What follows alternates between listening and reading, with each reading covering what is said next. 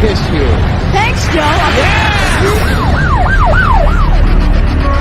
You want to run or you want to duck down? You want to duck, just go over and get onto the bench and stay there. You play to win the game. My message for the fans, we're all frustrated with where we are right now.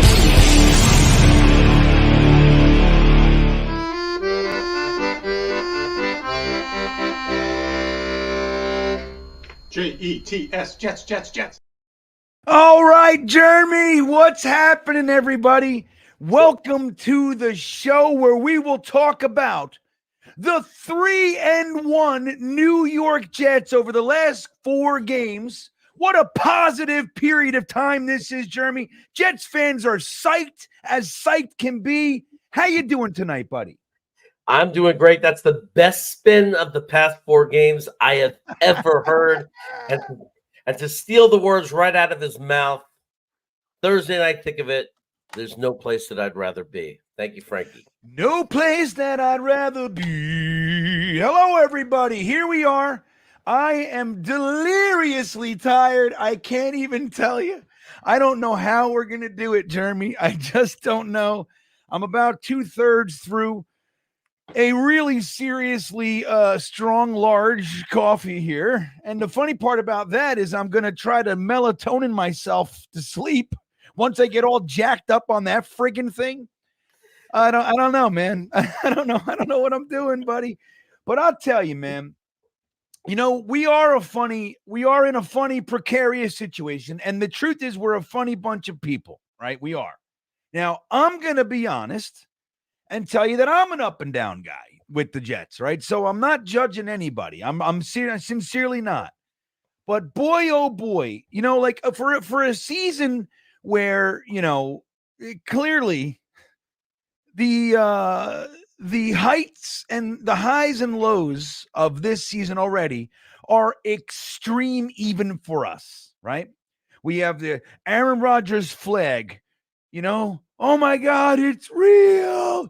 He throws a pass, we get a penalty. Oh my God, we're going to get consideration from the refs. You know, we finally got a guy. And then fucking 2 seconds later, he's out. He's sitting on the turf. Oh my God, no way.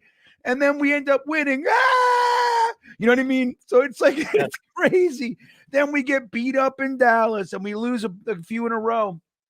And then we come back after the Patriots game and we, we beat the Broncos and we beat the Eagles and we beat the Giants. It's like, the truth is, all of our expectations and feelings aside, the truth is that we're 3-1 over the last 4 games. I mean, how can you expect this team to do anything else but go up and down with Zach and the injuries to the offensive line and the kind of, you know, trying to keep the head above water with the loss of Aaron Rodgers? And how can we do anything else?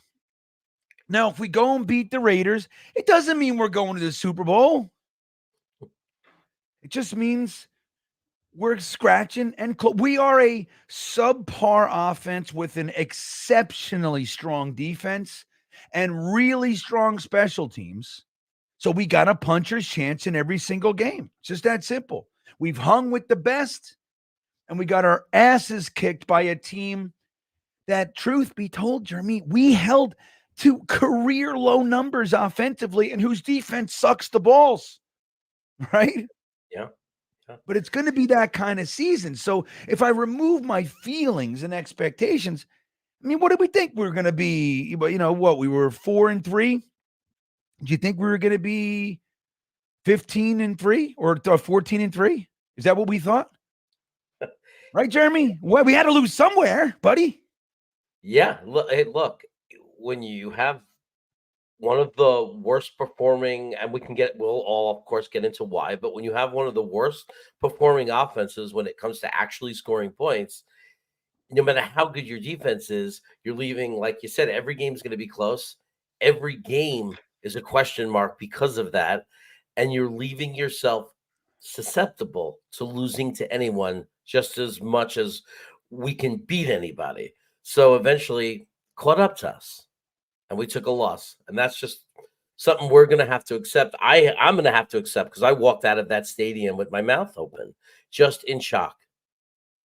Shock. So Jeremy's in shock, everybody. Chuck Lagana, Jets fan for 54 years. He was at Super Bowl III on the sidelines. Never seen anything like this bullshit. Well, you know what's funny, Chuck? I think you have. I'm with you. It's particularly bad, and it's got its own special feeling of bad because our defense is quite literally among the best in the NFL. And if we were able to give them leads, dude, this defense would be even better. We would be feasting on I'm telling you, man, we're playing from behind, and this defense is keeping us in it, right? But don't forget the Browning-Nagel years, just as an example. 3 straight seasons of less than 2,000 yards passing, 49% completion percentage, man. And I rooted for Browning. I remember when the Jets signed Boomer Esiason in the first ever free agency in 1992. I remember reading the Daily News and the New York Post and all that jazz. And Browning-Nagel said, I don't know why they would pay all that money to someone to be my backup. And I was like, good for you, man. And I remember I was sitting with my friends. We were sitting around, my Jets fan friends, and they said, this guy is so stupid that he would say something. Now, I was like, good for you. And they were like, no, dude. Like, he's the worst quarterback in the NFL. Like, we've had this before. So, and back then, who did we have at wide receiver? For a minute there, we had Al Toon with Rob Moore, but it was really Rob Moore and, Terrence Mathis was here for a little bit, and then he went to Atlanta and really became who he was. He wasn't really great with us. But Chris Burkett, remember? Yeah. Don't forget the years with Bubby Brister and Frank Reich. Oh, the Bubby Brister. My God, those were tough years. I thought we'd never see that again. I really did. Well, my son was little, everybody, and my son joined us in. Don't get me wrong, Chuck. I'm with you, but we forget. We forget. It's been bad, dude, around here. My son was, it was Rex and everything, and it was kind of coming down. He was like 5, 6, 7, 8 years old, and we were kind of dipping. And I said, don't worry. He's like, oh man, what happened? We were so good. I said, don't worry. I've seen really bad Jet football. You're never going to see that. You're not, it's like, we might go up and down, but we're never going to get where we got. And boy, oh boy, everybody, we're here. So Ant Jets, what's up, buddy? Phil Adams, our good buddy. I was thinking about you last night, Phil. Inappropriately, I might add, but I was thinking about you nonetheless, late at night in the wee hours. But no thick of it last week, and the Jets lose. It's back this week. Problem solved. Lejutufu and go again. What does that mean? Let's jet the F up. That's what he's saying, Jeremy. Wait a minute. Naughty Land. Is that Salty Nuts? Jeremy, do you know? You would think. You would think. You would think that it's him. If not, he'd be really upset probably at somebody for stealing his name. Maybe there's another Naughty out there. I mean, who knows, right? Patrick Kazakowicz, can we steal? Where did Jeremy go? Yeah, I've had a feeling Jeremy was in trouble. Did you feel that, guys? I felt like he was in trouble there.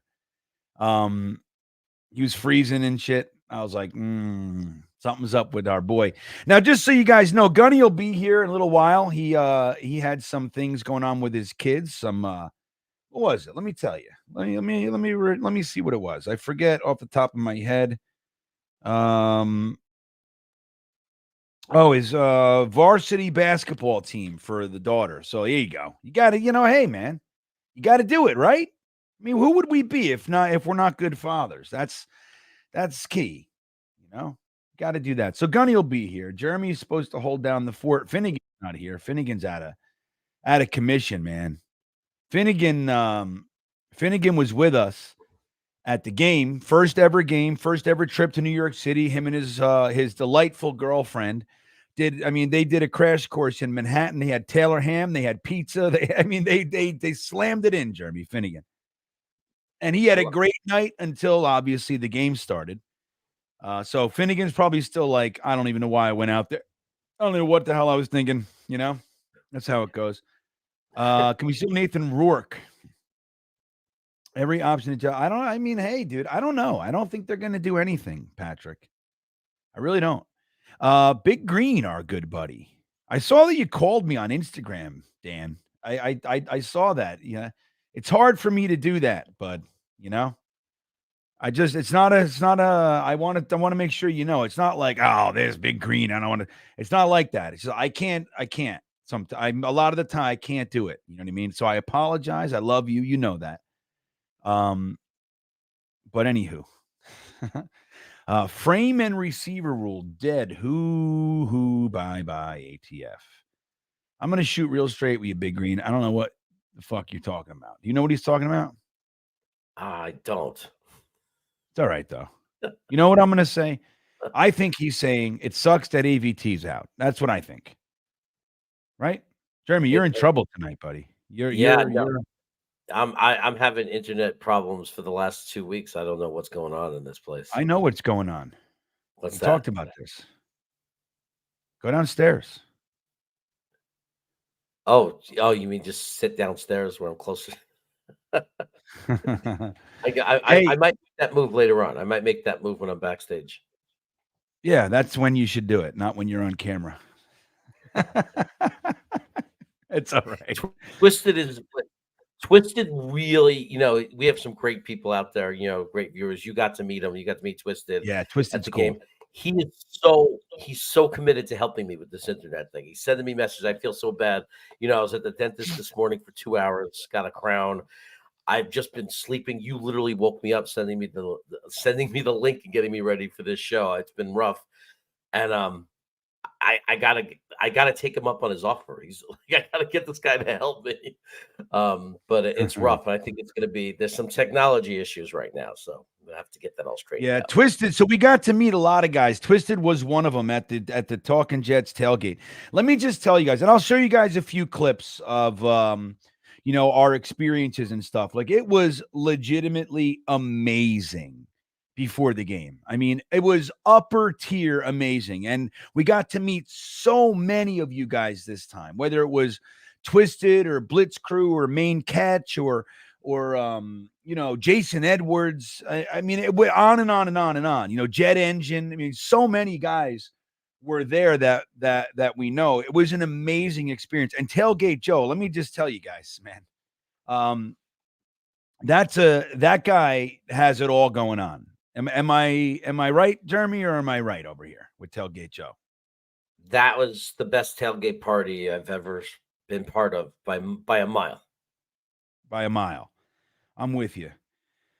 Yeah, so I below Benzad, Alan Dode says, yeah, we tried to below Benzad. It didn't work.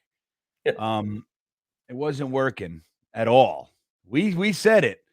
We tried. Alan says, it's Jets week in the Sin City. Time to make up for all the Monday night garbage we saw earlier.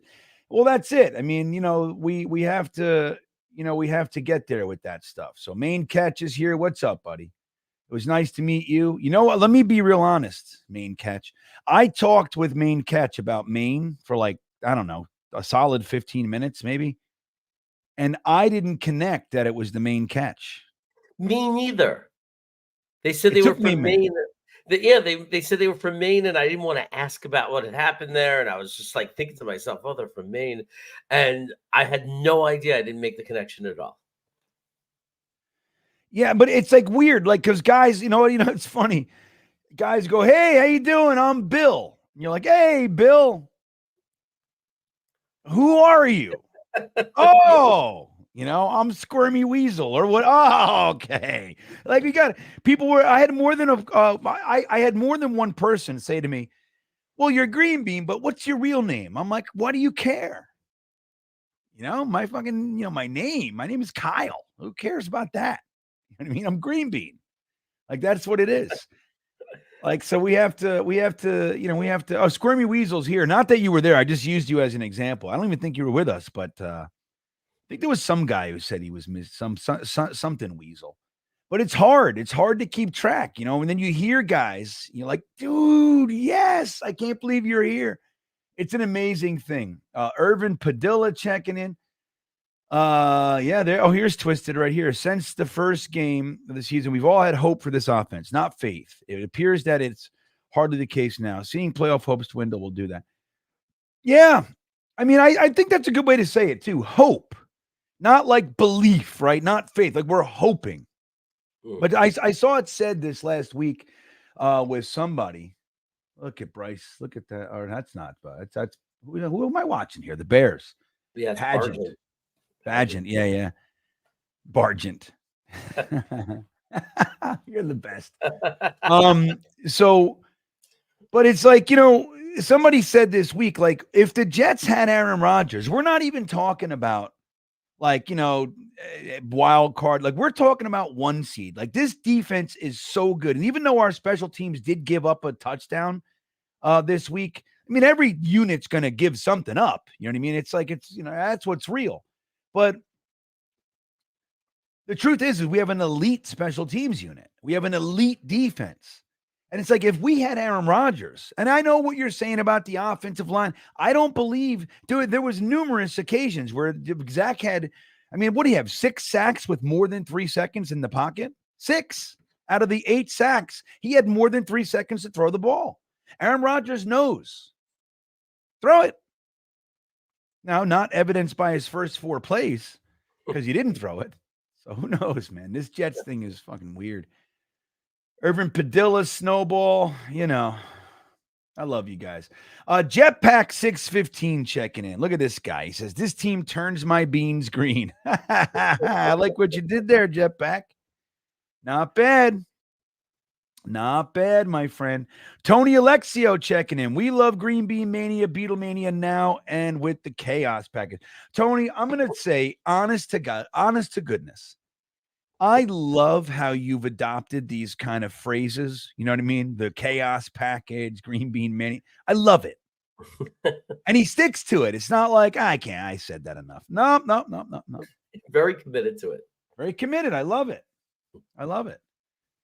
Mark Riz, sorry I missed you guys as well. Mark, we got to meet last year, right? So next year when we do it, we're shooting for opening day and we'll be able to do the Coney Island Cyclone thing and make it more of a weekend. This weekend was more fragmented. See, Jeremy and I, when we go up north, it just so happens that we stay like literally 3 or 4 minutes from each other in Staten Island. So Jeremy and I get to like hang out. It's easy, right? So we hung out for Sunday football. Jeremy and I, listen to this, guys.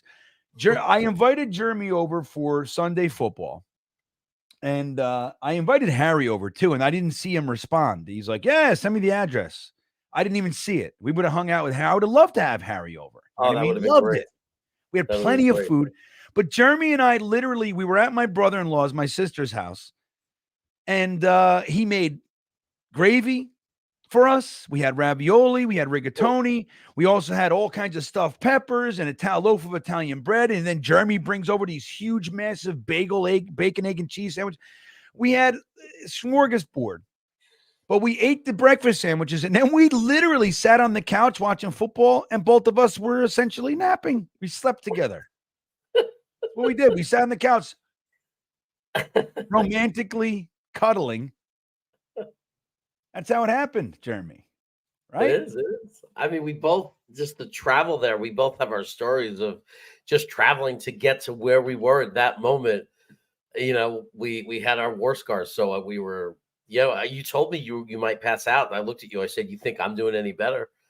And it happened. We passed out. Oh, yeah. If anybody would have walked in, they would have saw 2 roly-poly fat dudes sleeping on somebody's couch that we don't live at. So it's sleeping on a couch of a house we don't live. Remember, like my nephew came home, he saw you, like, who the fuck are you? I told him I bought the house, but I'd let him stay. Yeah. I know. My nephew comes in, if Jeremy's the first person he sees, he's like, whoa, hey, what's happening? Where am I?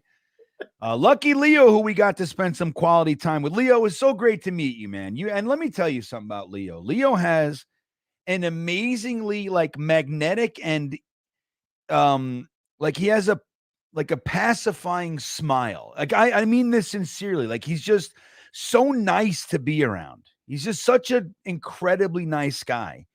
And I thoroughly enjoyed like physically meeting you, Leo. I want you to know that.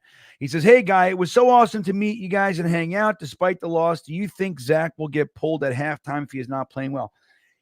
All right, let's break into a little bit of stuff here. Let's break into a little bit of stuff here. So there's two stories really. All right. So one is on Michael K. What was it? Monday, I guess, Monday or Tuesday. Saleh gets asked, and you guys have heard this by now. I'm not going to play the clip, partially because I don't have it ready. I was expecting Finnegan here tonight, so he usually does that for me. But secondarily, we've all heard it by now, but it's the weirdest thing in the whole world, dude. I've honestly never heard a Jets coach say anything like it, Jeremy, which is, he was asked about, well, hey, why aren't you at least, putting Trevor Seimien, why isn't he getting a shot, to be the number 2 and, or Tim Boyle or whatever. And Saleh starts, he's trying to do the coach speak thing. And he can't do it. And he says, I don't know. I plead the fifth. Like what? And he goes, respectfully, he goes, I've answered these questions 100 times, but respectfully, man, like I don't have an answer right now for you. And then he kind of covered a little bit. He said, I haven't watched the all 22 yet. I haven't watched the film. So you got to give me, I don't know, but it's the strangest answer in the world. And it led us to kind of believing that Robert Saleh might not be in charge, Jeremy. I don't know. Like, why aren't you at least having Seimien ready to go? So if Zach shits the bed, you have that option. Like the offense is dead for 3 quarters. You're down by, what were we down by at that point? We're down 13 or 14 points or whatever. It was 13-20. So we're down. What is that, Jeremy? No, not 30. We're down 6-20. So we're down by. Yeah, we're down 14. Jesus. No. Yeah. Jesus. 20-6. You're 20-6. You're down by 14 points. We're down by 14 points. The defense has shown they can handle them. They can keep them there if we need them to. But throw in the spark. You know what I mean? So, but it's like, why? And he goes, I don't know. What do you mean you don't know? What's the thinking behind it? So you start thinking, oh, Woody wants Zach to play, or Joe Douglas has a mandate, or whatever it might be. But then Robert Saleh came out yesterday, or is it today? And he said, they dug into that a little bit, and he said, look, there is no mandate from up above to play any specific player. And he said, they're on the same page we're all on the same page. Now, at first, we're all on the same page sounded like, hey, I'm listening to my boss and I'm totally fine with it. So I don't, whatever. I'm going to listen to my boss. But it wasn't that. He clarified that it's not that I'm listening to them. It's like they are in agreement with my thought that Zach gives us the best chance to win, is essentially what he's saying, right? So it's just, but it's an interesting situation, Jeremy. Like hearing your coach go, well, it's a thing about we moved the guy and honestly, I don't know. Do you know what I think? I don't know if you ever watched the show Key and Peele, when they used to have the angry Obama, and they would have the good Obama, the nice Obama talking, and the angry Obama would translate what he really means. Yeah, I've seen it. Yeah, I think that was a situation where if I could be angry Saleh, what I would say is, because Boyle sucks, and we brought in this this guy Simeon, and he's ridiculously bad. He's horrendous. And I can't say all of those things to you because I can't put my players down, but because they suck and you haven't seen them and I have. Right. I think that's what he's really saying. Yeah. Like I told you guys before, like when Saleh said, Zach gives us the best chance to win. And everybody's like, oh, he's a Zach apologist. What? I didn't hear it quite the same way. I heard it like this. Dude, Zach gives us the best chance to win with who we have on this roster, guys. We put our eggs in the Aaron Rodgers basket, everybody. Okay? It's as clear as day. We already had to pay the kid $10 million. We're paying Aaron Rodgers, whatever, $30 million. We can't put any more into the quarterback position. It's just that simple. We can't, So that's what I was hearing, and that, if you look at it through that lens, it makes sense. Like we talk about putting Tim Boyle in. Tim Boyle's going to panic and start fucking, he's going to throw the ball to the other team. At least Zach's not doing that, which, by the way, stats and everybody goes, I had a conversation with somebody. Zach hasn't thrown a pick, bubble. I said, yeah, but he's fumbled a whole bunch, buddy. Is that better? Then, a fumble at the line of scrimmage is worse than a pick 20 yards down the field. I'll tell you that. Yeah. You know what I mean? But so anyway, do I think Zach's going to be pulled at halftime if he's not playing well? Well, I'll tell you what, lucky Leo, if Simeon is our number 2, the answer is yes. If it's Tim Boyle, I'm sad to say that no matter how Zach is playing, unless he gets hurt, he's playing the whole game.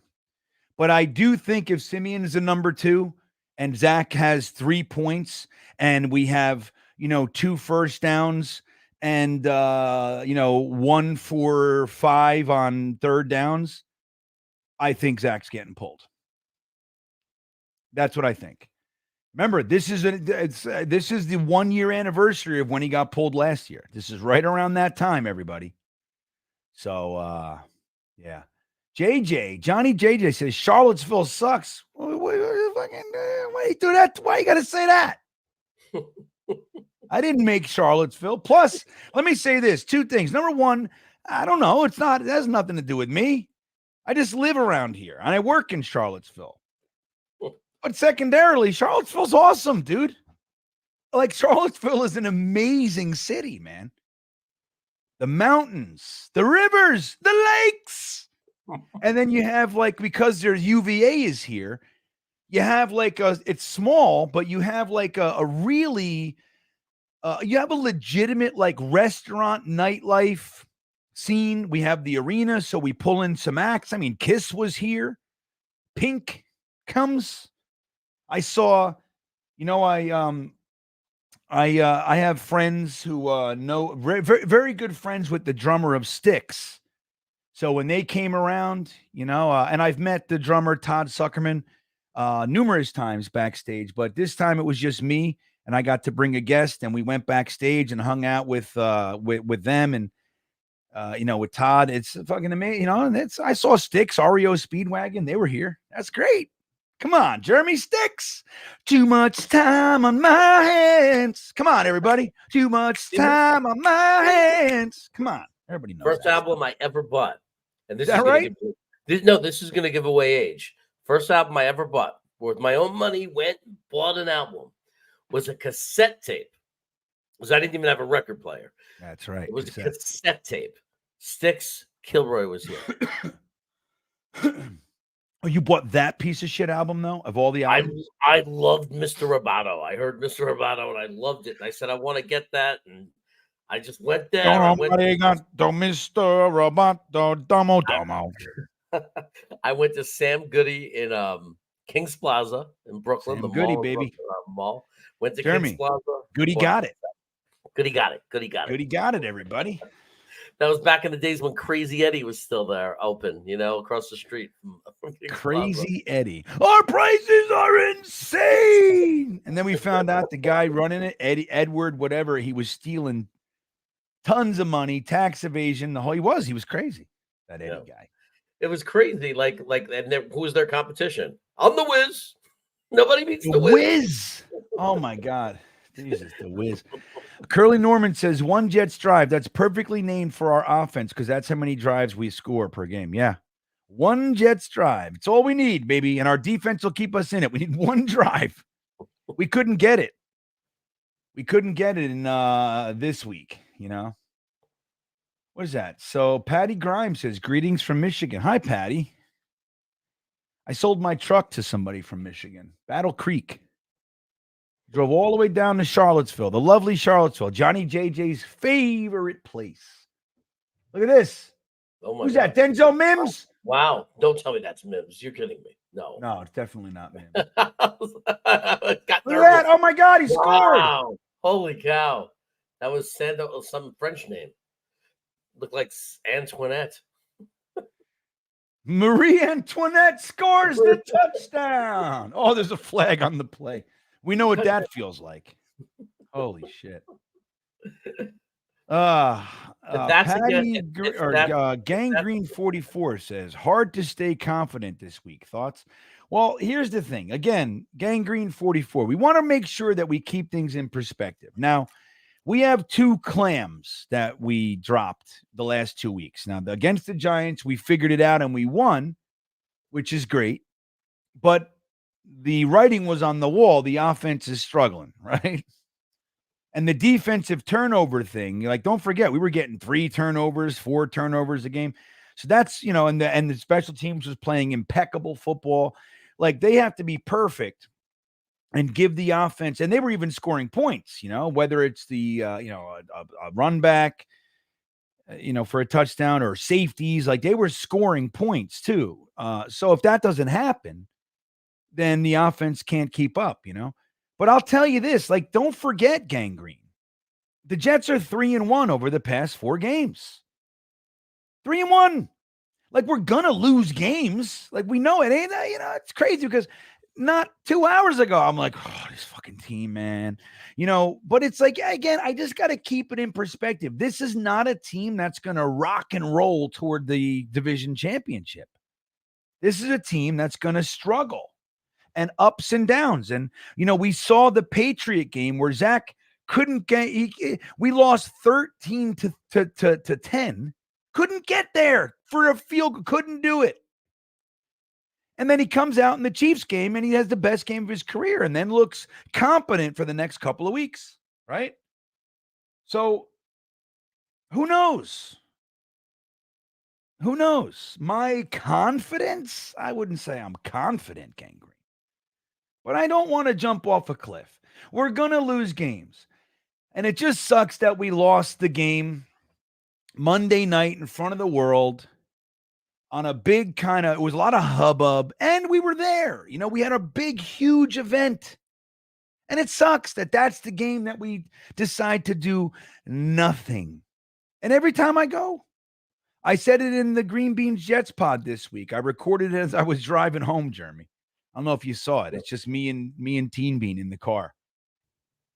And I said, guys, you got to tell me, should I stop going? Like, is it because it doesn't matter, the ups and downs. And when I go, especially when I sit with O'Leary, dude, the Jets, it's like the worst game of the year, period. Like, I haven't seen in that building, I haven't seen a shred of offensive football live since 2015. And I go almost every year. So what are you going to make of that? So I don't know, Gangrene. Oh, my buddy Matthias Simon. How you doing, buddy? If that's what Saleh says, they're all blind then. Yeah, well, Saleh's he's going to be the coach. People are talking about him being on the hot seat. I don't see it, everybody. I don't see it. Again, he has revitalized this. This defense is elite. The special teams are elite. The offense is not. You know what I mean? So, but we don't really have any options. I mean, Trevor Seimien, I'd love to see it, but, and look, even like we talked about it on Talking Jets on Tuesday night, even if it's just to even if it's just to like see that we don't have any other options. But Zach, even if Trevor Seimien comes out and we play him the second half in the Raiders game, and maybe we start him against and he throws 2 picks in the second half, and then he comes out in the first quarter of the Bills game and he throws a pick, like, all right, then we know, all right, this guy sucks. You know what I mean? And then we know we just got to ride or die with Zach, but at least we know. You know what I mean? I think there's value in that. Yeah, he pled the fifth, Fierce. Fucking crazy. Parcells benched O'Donnell from our buddy Tony Alexio. Saleh must bench Zach. Well, he didn't bench O'Donnell mid-season, though, did he? Is that how? I thought he got hurt and Glenn Foley came in. That's what I thought. I thought he got. And then he made the decision, Tony, to cut O'Donnell and sign Vinny Testaverde, which admittedly, I'm going to admit to you guys, I was like, what is this team doing? Like, what are we doing? Testaverde, for all of his talent and arm strength, and he's 6'5" and he's huge. He throws pick sixes at that moment where pick six is never what you want, but he knows how to get it right when you don't need it. That Testaverde, But then we had one of the greatest quarterback seasons in the Jets history. With Test, what do you have? 27 touchdowns and 5 picks or something like that? Craziness. Somebody could look it up. Finnegan. Where's Finnegan? Can you look it up real quick, Jeremy? Vinny Testaverde stats, and then just look at it. Go to Pro Football Reference and see his 1998 year. It was incredible, and then he was good for us. And obviously the Achilles thing. I mean, I tell you, man. I just can't deal, everybody. Bradigan checking in. What's up, Bradigan? Our buddy up there in the Chicagoland area. Let me watch Bryce Young real quick. Oh, he pitches it out? Who's that? Oh, he makes it a hole. Look at this. I don't want to go down. First down, 12 yards. Not bad. Not bad. That's not Bryce Young. That's the Bears. That's Foreman. That's my fantasy running back this week. Keep going, Foreman. This is not the way it was supposed to go. Go to Bradigan. Wiser, clearer words have never been said. This is not the way it was supposed to be. What year do you want? What year do you want for Testaverde? 98? Yeah, the first year with the Jets, 98. Okay, he was in 14 games. He started 13 of them.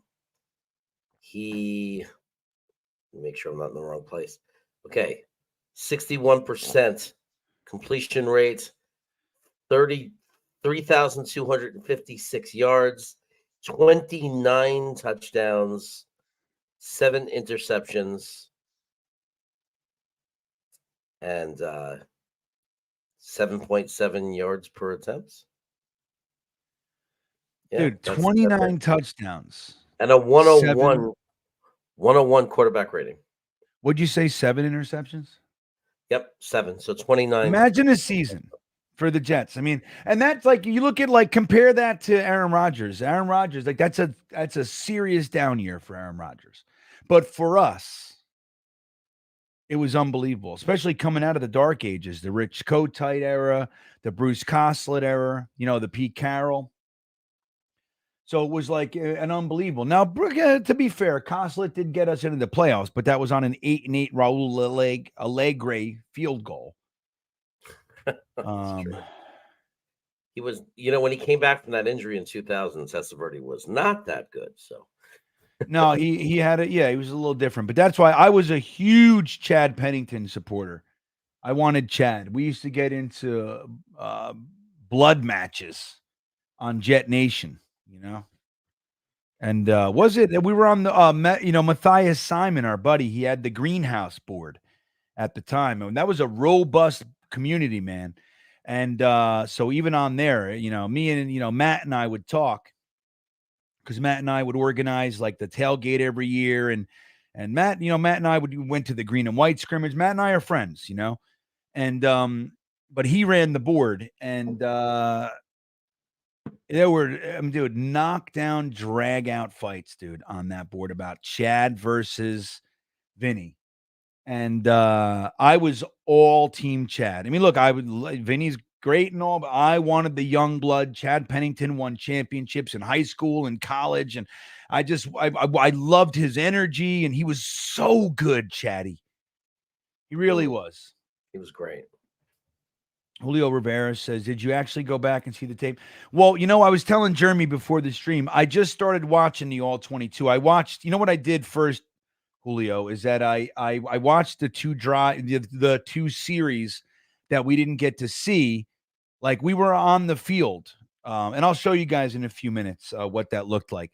We were on the field doing some really cool stuff, and then we had to walk up to our seats, and by the time we got up there, it was 7-0. And we never think about that. It was over. Little did we know we would never even eclipse that.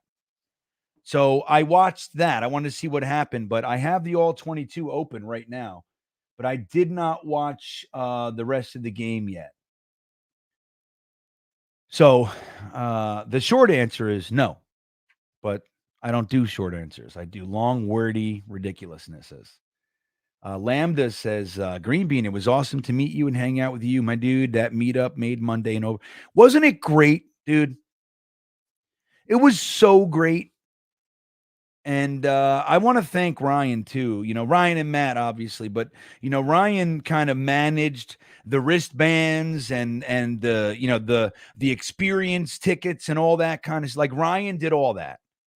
And I want to thank Ryan. He's a special, special guy. It's funny. His mom was there. Ryan's mom was there. And I got to chit chat with her, and I was telling her how important her son is. And she's like, stop it. You're all important. I said, no, I'm with you, man. But I'm just trying to tell you, your son, without him, O'Leary and I we're a couple of cavemen, we're a couple of cavemen playing with an Etch-a-Sketch. And Ryan is like, not that we couldn't do, sir. We put it together, but Ryan is he's an impressive young man, and I'm really grateful for him. And obviously Tailgate Joe was amazing, but having like Jeremy and Dom C, Jake Assman showed up at our tailgate. I feel really bad. Gang Green UK was there, and I talked to them beforehand, and we just kind of lost contact. We reached out. And then he texted me while we were there, where are you? I'll come see you. And I missed it. You know what I mean? That sucks, because that's the game they fly in for. And I'm really upset. Remember, we had them on. Remember our show? I would have worldwide. I would have loved to meet them. I would have loved I would have loved to meet those guys in person. I didn't know that. It's the first time I'm even hearing that. That's a bummer. Yeah, I got to reach out and apologize, man. I'm like, I saw it like literally when I got home, because I didn't check my Twitter. I was like disgusted, Yeah. But anyway, hey, I met Jake Assman's dad, and I had a similar kind of thing, except it was a little different than yours, because when I said to Jake Assman's dad, I said, I said something nice about his son, and his response was, I know. He's been working really hard. He's special. Like, it was like his dad. Nobody is a bigger fan than him, than his dad. But it was in a nice, funny way. Like, it was like the proud father. Like, it was pretty cool. You know what he said? He said, you know what it's all attributed to? A college education. That's what he said. Is Jake Assman's dad. He did. I said, hey, hold on. I'm going to get my son. Hold on a second. Hold on, Radovan. I'll get right to you. Julio, analyze the game and come back. Well, number one, I don't need to, right? I do it every week, but I don't need to, dude. I was in the stands at the 50-yard line, and believe me when I tell you, when I watch the game, I don't watch it from the perspective of like just watch the snapping of the ball, watch the quarterback. I'm always looking at the routes. I'm always doing that. You know what I mean? I look at pressures. I look at, I like to see the offensive package. What is it that we're doing? And believe me when I tell you, there were more than enough plays to be aggravated about, that there was an open guy or two whether it was 12 yards, 20 yards, just beyond the sticks. It happens all day. Now, I'm going to watch it. But like to say that I can't have an opinion, I feel like you're insinuating that every word I say is null and void. And it's just not true, Julio.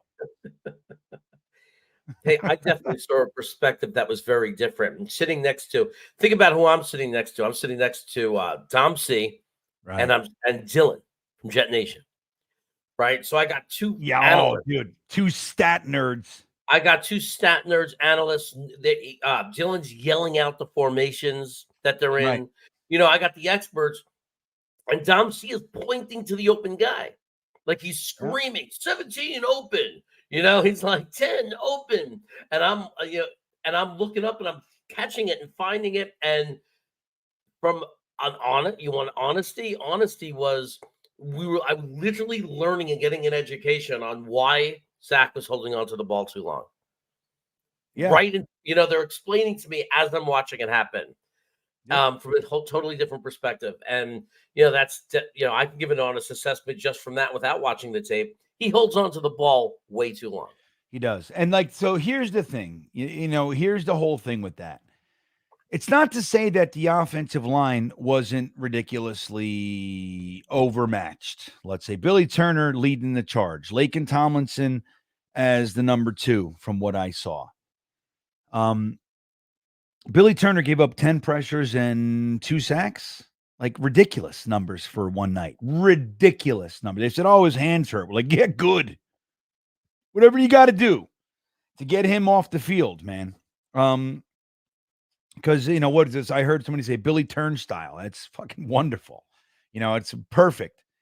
But the truth is that Zach took 6 sacks where he had more than 3 seconds to throw the ball. That doesn't mean it's perfect and there's not pressure coming, right? Doesn't mean that. But he's got 3 seconds.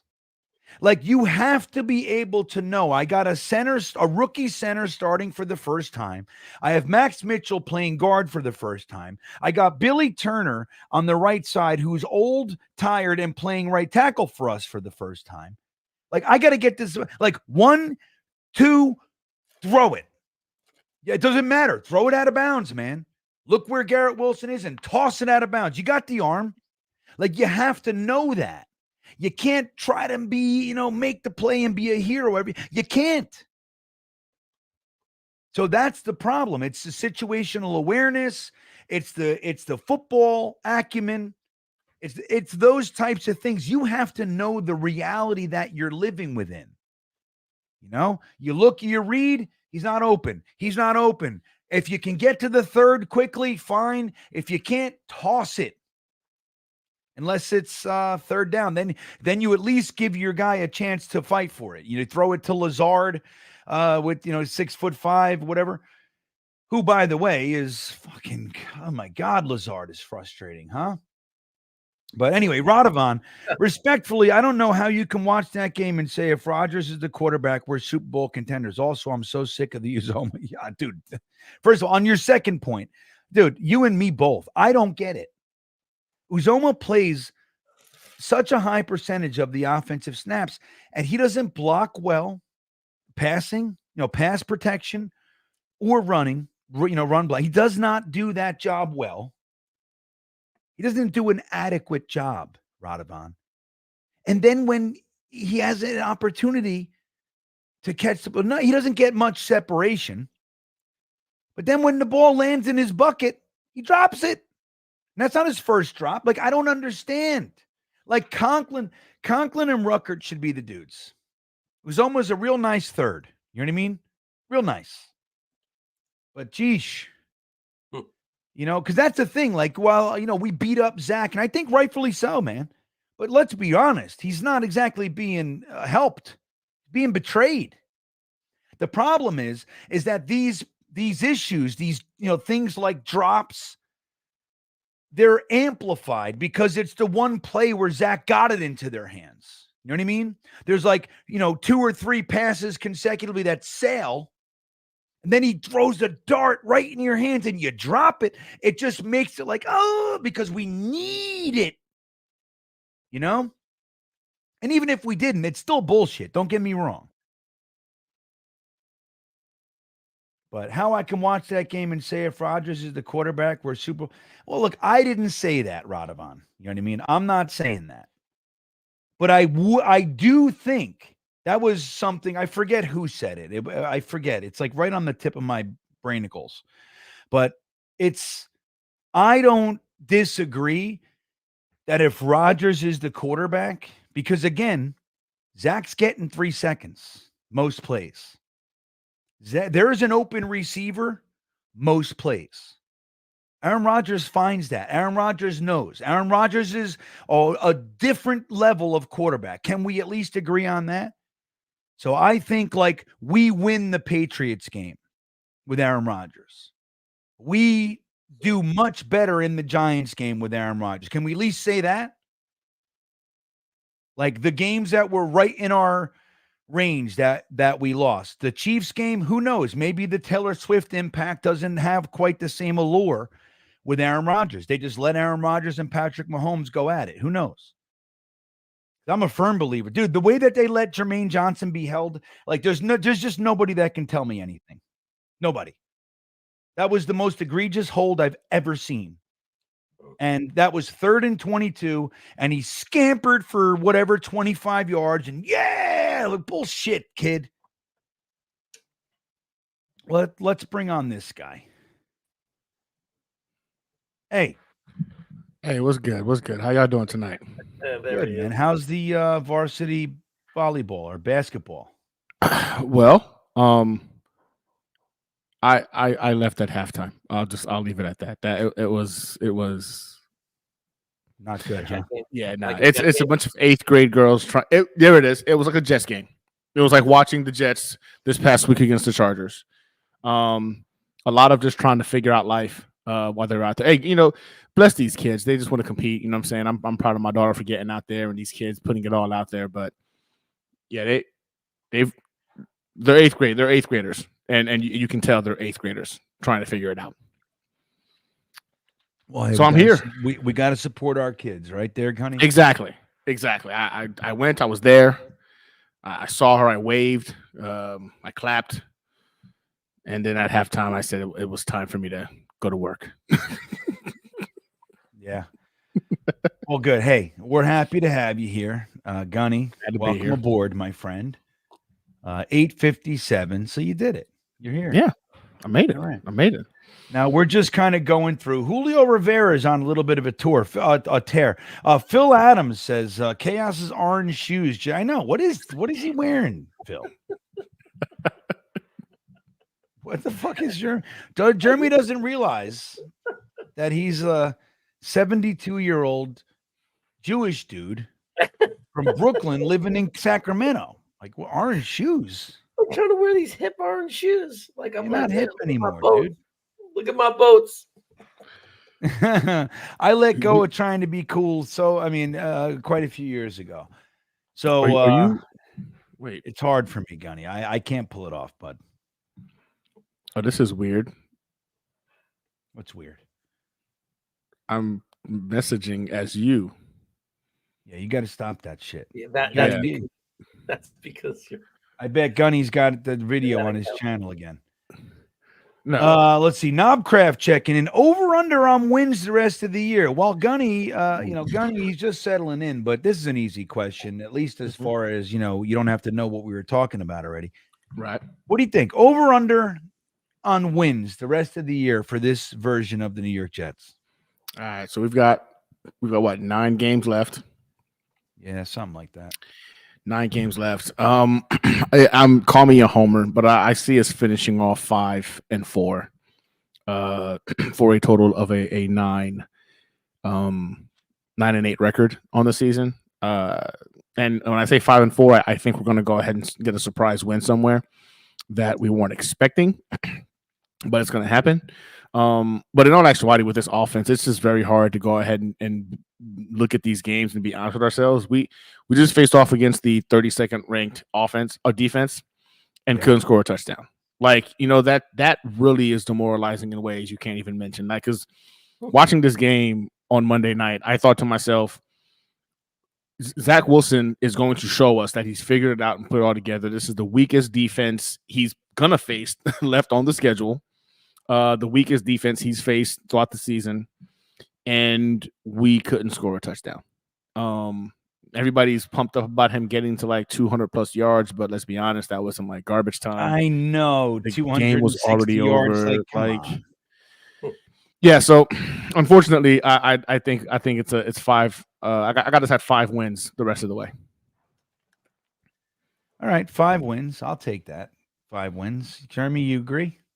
I think that's spot on. I mean, I can't, and maybe it's a weakness of being a fan. I am incapable of spitting out a record that's under 500 the rest of the way. Like, I'm not to that point of giving up, but I also, with this quarterback situation and the offensive line, I'm not in a situation where I could put us much better than 500. So 5-4, I agree. I'm 100% on board with Gunny.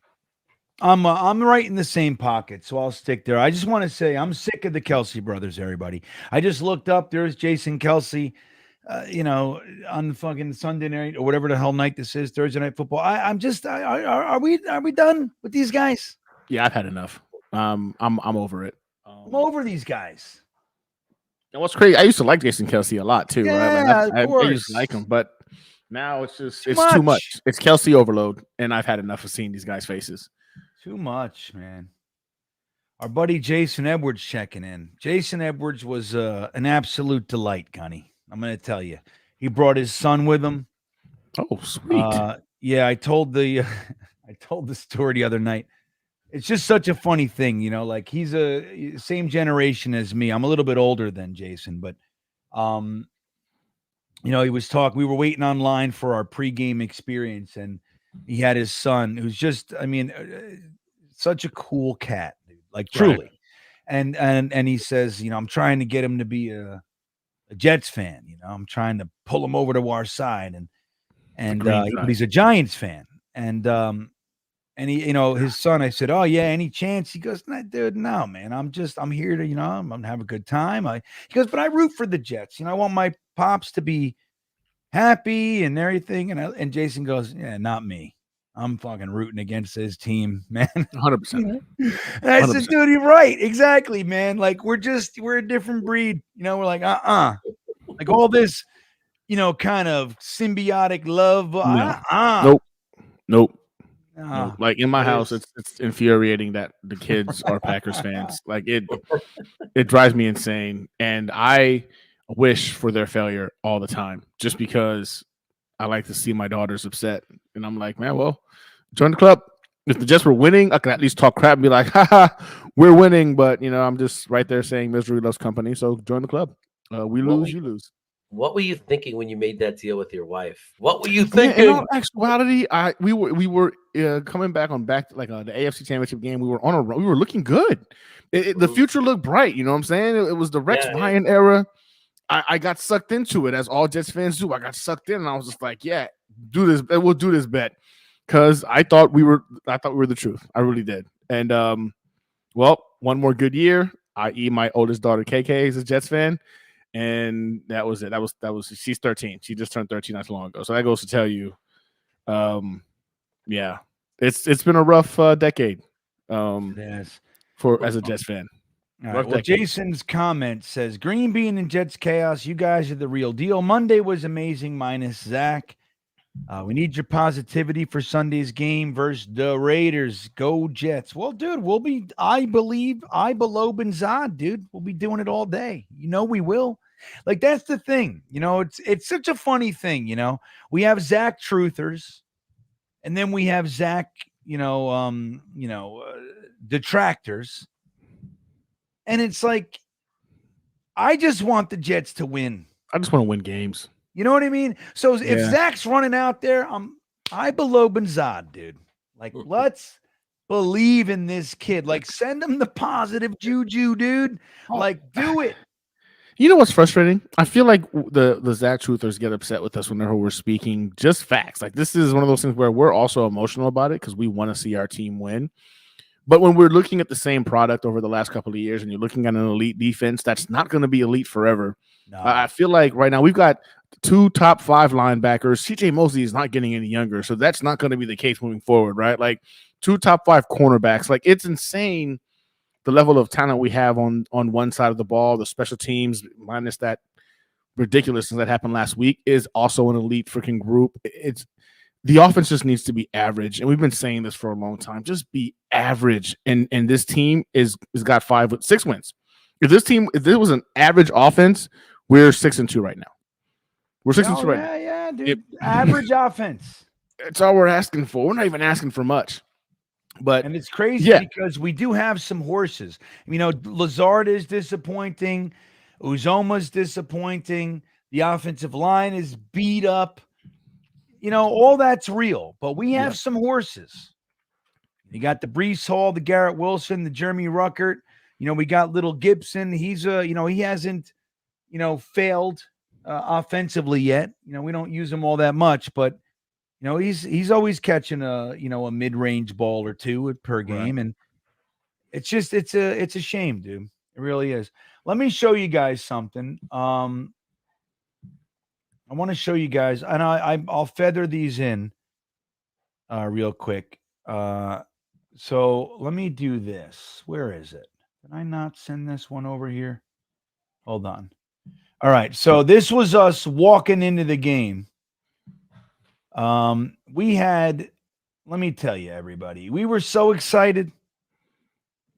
Let me get this off here. Hold on. All right. So this was us walking into the game. You want to talk about excited? We were buzzing, and I didn't drink anything. I didn't drink anything. I was pissed. Jeremy, they were dumping cases of beer into this cooler right next to our VIP tent. I saw some of this happen. Well, so I had a Coke Zero. I don't drink, so I'm like, all right, I'm gonna get some food, and I took this Coke Zero, one Coke Zero that I found in the whole place, and I stuck it way on the bottom of the ice. It had 2 cases of beer of Yingling over it. Gunny. And I put it at the bottom, I put it in the area of the ice where, if you're gonna find something down there, your hand is blue. Like when you know what I mean? Yeah. It's like when you dig into a cooler. Yeah. Painful. I waited online 15 minutes for my food. I came back with these 2 plate sausage and peppers and all kinds of fun stuff, Italian wedding soup. And I come back and I'm searching. Dude, it's gone. Somebody took the one fucking Coke Zero from the beer cooler, dude. I'm fucking pissed off, man. But that aside, a beer cooler looking for soda. Somebody's like, "Ooh, look what I found." Somebody probably hammered and thought it was some exclusive German beer. Oh, Coca-Cola. I need this in my life. Yeah, this sounds delicious. I'm like, no, it's a Coke Zero. Get your hands off it, you bastard. All right, so here's us walking into the game. Let me know if you can hear it. Hold on. All right, we're walking into the game. It's our whole group. Another one going, 7-15 group. Here we go. J-E-T-S, Jets. That's us. We're going on the field to go talk to some people on the field. That's what we're doing. Go Jets. So, yeah, we were in high spirits, Gunny. We had so motivated, ready to go, doing your part, pulling on the rope as you should as a Jets fan. And the offense decided they didn't want to play ball. Now, look, we had a large contingent of Charger fans. Tailgate Joe is in the Hall of Fame for tailgaters, right? He's like the Jets representative for tailgate people in the NFL Hall of Fame. So he's connected with all the other guys around, the super fans around the NFL. And this is Doc Lightning. He was on the show with us and the Talking Jets show. This is going to be long now, I think. I gotta trim it up.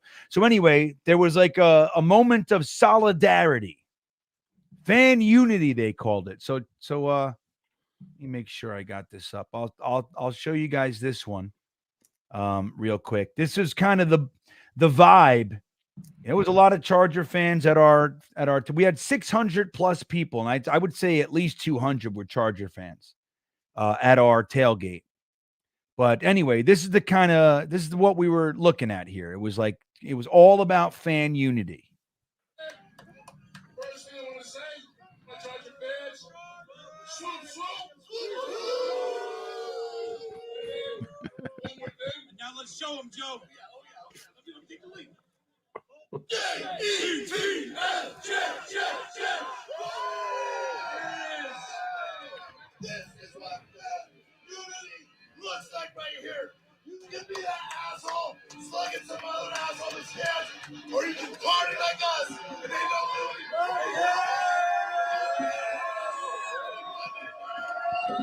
See that shit? Like that was the vibe. Oh my God, man. Electric. It's Electric. It was electric. Like there was so much excitement for this because I think what upsets the majority of us the most is that again the New York Jets had the opportunity to like have their like legacy, have their direction, like hold their destiny in their hands. They had it in their hands. You know what I'm saying? The football gods gave us a loss from the Dolphins, a loss from the freaking Bills. Win this game, you jump into second place. Beat the Raiders, you're tied for first, and then you play the freaking Dolphins a week after that. Like it was perfectly scripted, and we fumbled the bag. I think that the energy was awesome. I could feel it when I was doing the live stream. The energy was awesome. When I saw them going through the tunnel, I was like, oh my gosh, man, this is gonna be great. Like Jets fans showed up today. Like you love it because you realize the fans did their part. The fans did their part. Okay, great. Now the team just has to show up. And then when the defense shows up, the special teams has a blunder and Garrett Wilson does things he never does. Like it was just a complete letdown from the offense predominantly, but the special teams was upsetting as well. I don't know, man. It knocks the wind out of you. It's like getting punched in the freaking stomach and the wind gets knocked out of you is what the hell happened on freaking Monday night. Yeah, it's true, man. And like Jets fans are the best. I mean, dude, you gotta like with all of our struggles, the positivity, yes, was through the roof. Like we give this team so much belief and support, and we get screwed time and time again. Big Green says, "I'm so tired of the offense looking like Matt Foley living in a van down by the river." No, that's what Chris, yeah. So RD now deserves a nickname. I'm going with Green Machine. How about you? I would say let's do something like this. The unappreciated ones. That's what we should call them. The unappreciated. That's what we should do. What do you think, Jeremy? You got a nickname for this D? 85 Bears? 85 Bears. I'm trying to think of like the worst, like I'm thinking movies, characters, like a person who got screwed more than anyone, like who did everything right and got screwed for it. That's the nickname. It's there. I just got to think of the character or the group, just from pop culture over the last 50 years, and it'll come to me what their nickname should be. Okay. I'm going to go with the Wasted Squad. Right. Yeah. That's kind of right. That's what I'm going for. I like that. This is legitimately a Super Bowl caliber defense. Oh yeah. And it's being wasted. It's literally being wasted because our offense doesn't know how to play football in 2023. They can't play 21st century freaking football. Our offense is so bad. It's sad because these guys are putting it all out there. And I had a Dolphins fan reach out to me and he was just like, bro, real talk. This Jets defense is disgusting and it's scary. Even though our offense is really good, I'm still worried about playing you guys. But knowing that Zach Wilson is your quarterback and the way your offense plays, we only need to get 14 on you guys and we feel pretty good about winning. And I sat there and I was just like, damn, I mean, you're probably right. 14 might get it done. I don't know what to tell you with that one. Can't argue. And he said, this defense is being wasted. He goes, at some point, these guys got to get pissed off, right? They got to be mad that they're putting it all out there and they're seeing no results from it because it's not complimentary football. It's just one-sided. And I sat there and I was just like, no, they're professionals. They would never. But in the back of my mind, I'm like, I'd be pissed. I'd be pissed if I was going out there giving my all, doing my job, knowing every time I did my job, there's no confidence that the other part of this organization is going to do their job. So it's yeah, I'm gonna go with the wasted. The wasted is definitely the wasted squad is what I would think go with that's for the good. name of our defense. I like it. That's right in that. That's kind of where I was heading. That's what I was trying to get to. I think you nailed it. I got you. Alan Doge checking. What was the best Tailgate Joe food item? Well, let me tell you, there was a lot, right? There was a lot. I loved the Italian wedding soup. Loved it. Thought it was out of the park. Like, you knocked out of the park. But here's the thing, Alan. So the item that I wanted, they do this burger with a rice ball and like cheese. You pop it and you squeeze it and the cheese comes out. And I didn't get one of those. It wasn't ready when I was online, which I was disappointed. But I got a really good sausage and peppers and a really good hot dog, and I got rigatoni and meatballs and all this. It was like unbelievable. But let me tell you, Dylan Terriman from Jetnation showed up. And I didn't see him yet. He just got there. So Jetnation was there. I was able to talk to Phil from Jetnation and his son, Shane. It was, a good time. But I'm eating my sausage and peppers. I got no Coke Zero, so I'm already a little bit frustrated. But I got the sausage and peppers. I'm down to the last bite of sausage and peppers. Now, a hot dog's fine, but I didn't, I wasn't excited about the hot dog was going to make sure I was full. I was really enjoying my sausage and peppers, and I had one more bite. And I'm like this. And Dylan goes, "Hey, dude." And he knocked my last bite out of my hands. That son of a motherless goat. I turned around. I said, "You son of a bitch."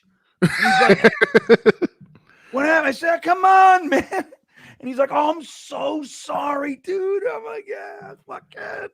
I said, "You're fine. I'll have another sausage and peppers throughout my life. I'm sure of it." But I gotta say, like, Alan, the truth is that everything was out of control. I mean, different people like different things. So for me, the best thing was the rigatoni. The rigatoni, you say al dente, and the meatballs, they weren't like Cisco, like big bag of meatballs. Like the mom, Tailgate Joe's mom, makes them. Italian mother makes and rolls. She rolled 1,500 meatballs.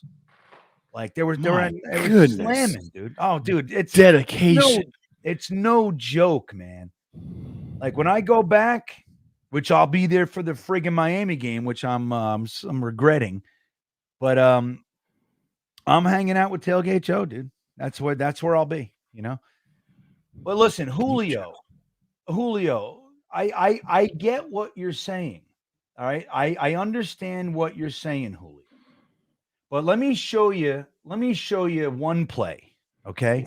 Now I just want you got to understand things aren't mutually exclusive. It does, like, to complain about Zach Wilson doesn't mean that we're saying the offensive line was great or that there weren't drop passes, right? There's a lot to go around, but the common denominator for the last 3 seasons of ineptitude on offense, different offensive coordinators, different offensive linemen, different receivers, different running backs, it's Zach. And listen, when every other quarterback played in the same offense with the same system, same people, same players, they performed.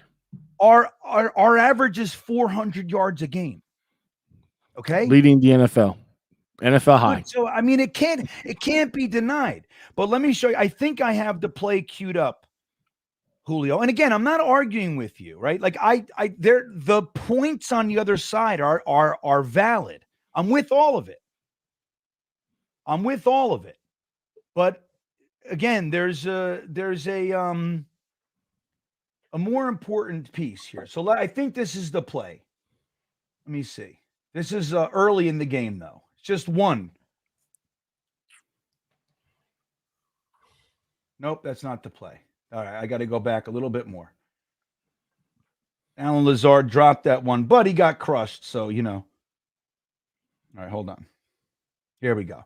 This is the play. So this is what? 2nd and fucking 6, something like that. So watch this, Julio. You see that Uzoma's open. Now, would we have caught it? I don't know. But he's open and he's right at the stick. So a tight end is going to be able to carry the cornerback. He's covered by a cornerback, or at least a defensive back. I'm not sure if that's a safety or not. I can't see. But he's at least he's going to get the first. This is our first series. So watch it again. Okay, you see that? That's what we call a terrible pass. Now, the offensive line can't be blamed. The receiver cannot be blamed. That's Zach. And again, I don't want to nitpick, but there's plenty to go around. And I disagree with a lot of the design of the game plan. Like, I think we should have been testing them downfield regularly, steadily, often. That's what we should have been doing. Giving our guys an opportunity, 15 plus to feast on these defensive backs. That's what we should have been doing all day long. Just go back 1, 2, boom, and throw it 15 yards down the field to Garrett Wilson. That's what you should have been doing. But again, look at the play.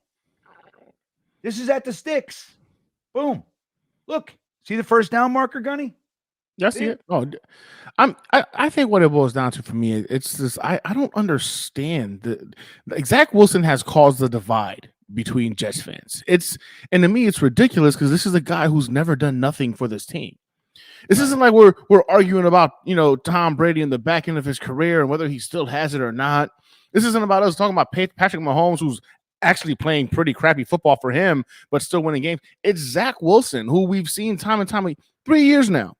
And it's like everything, all we can do is find ways to make excuses for this kid. No, you're right. The offense wasn't great. The offensive game plan, I think, was bad too. Overall, the offense failed us this Monday. It wasn't just 1,000% on Zach, but he's the quarterback. He is the quarterback of the offense. Like, leaders are going to get the blame, right? We're quick to go ahead and blame Joe Douglas because the offensive line is not working, even though he's invested countless freaking draft picks and money into the offensive line, but they keep getting hurt. We'll blame him for that. We'll blame Saleh, who is a defensive-minded coach, for the team not being able to score enough points. We'll blame him for that. Zach is the quarterback. He's the leader of the offense. In actuality, the leader of the team. Why do we keep having to find reasons to make excuses for him? I know. Listen, it's crazy. It blows my mind. It's crazy. Joe Burrow had one of the worst offensive lines in football 2 years ago. Took his team to a Super Bowl. Right? A Super Bowl. That's the difference. Like there was enough being done to give him so let's take a look at if this is the same play. Let's take a look if there's a pocket. This is a better angle to see that. So you see, and then watch the pass. There's enough time. No, it's not perfect. There's enough time, but it's there. And watch the pass, Julio. And this is all day. What the fuck is that? It's all day. Again, I'm not saying it's solely Zach. I'm saying, just like Gunny said eloquently, there's a consistent common denominator. And when Mike White or Joe Flacco, again, it's not to say that they were, lighting up the NFL, but our average is 400 yards with those guys. It's an entire Josh Johnson threw for 330 in 3 quarters with the same team. So Lucky Leo says, why wouldn't they beef up the O-line with Uzoma and Conklin to help defend against Bosa and Mack? They did. They did. But here's the thing, Leo, is that Uzoma can't do it. He can't block. There are numerous matchups where he's supposed to chip and he just doesn't get it. The guy his first step and Uzoma's already coming from the outside and he's pushing him into the pocket. Uzoma doesn't do a good job, man. He doesn't. Now there are plays where he does, but by and large, he doesn't do a very good job. Remember, we got these guys. We got Uzoma. He's one of those guys we got when we as Jet fans thought any just okay player was so much better than they were because we didn't have players yet. Think about the timing of when we signed him. I mean, it goes back to the old days of when we overvalued people, when we thought Jet fans were acting like Marcus May was a future Hall of Famer. I mean, and overvaluing these players. He's not that good. Why do you think Cincinnati let us snatch him away? Yeah. And they replaced him with what? Hunter Henry or maybe he went to, I fucking forget who it is. But it's funny because it's the guy I wanted. You know, it's the same thing with like Trey Hendricks when we got Carl Lawson, and I was happy with Carl Lawson the signing, but the guy I wanted was Hendricks, or is it Hendrickson? It's my Hendricks. brain. I think you're right. Yeah. It's Hendricks. You're right. You know, and he's been great. You know. But Alan checking in. Thanks for holding down the fort on Monday. Right on, man. Let's applaud Gunny, Jeremy. All right. That was my first time ever freaking watching a Jets game live, right? And it's funny because my wife tells me all the time, like, you need to do that. Like, you know, your reactions are comical. Like, I think your fans would have. I was like, no.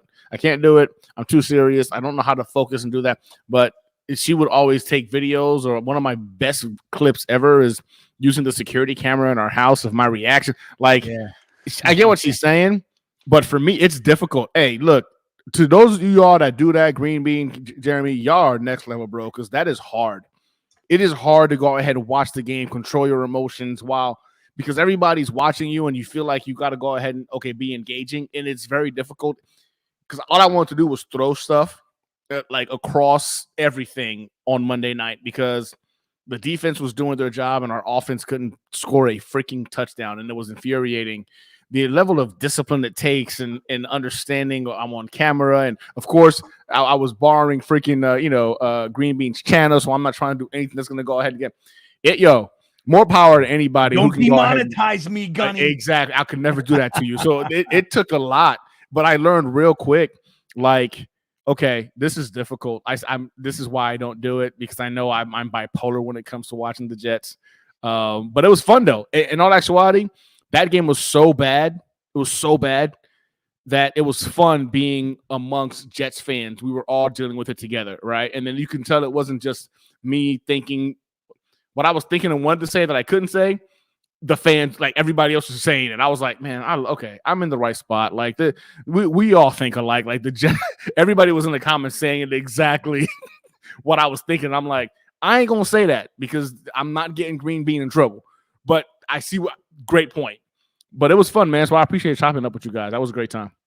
And for the two winners, the jersey and the mini helmet, that is going out tomorrow morning. Got a promotion at work this week, having a really good week thus far, minus the Jets loss.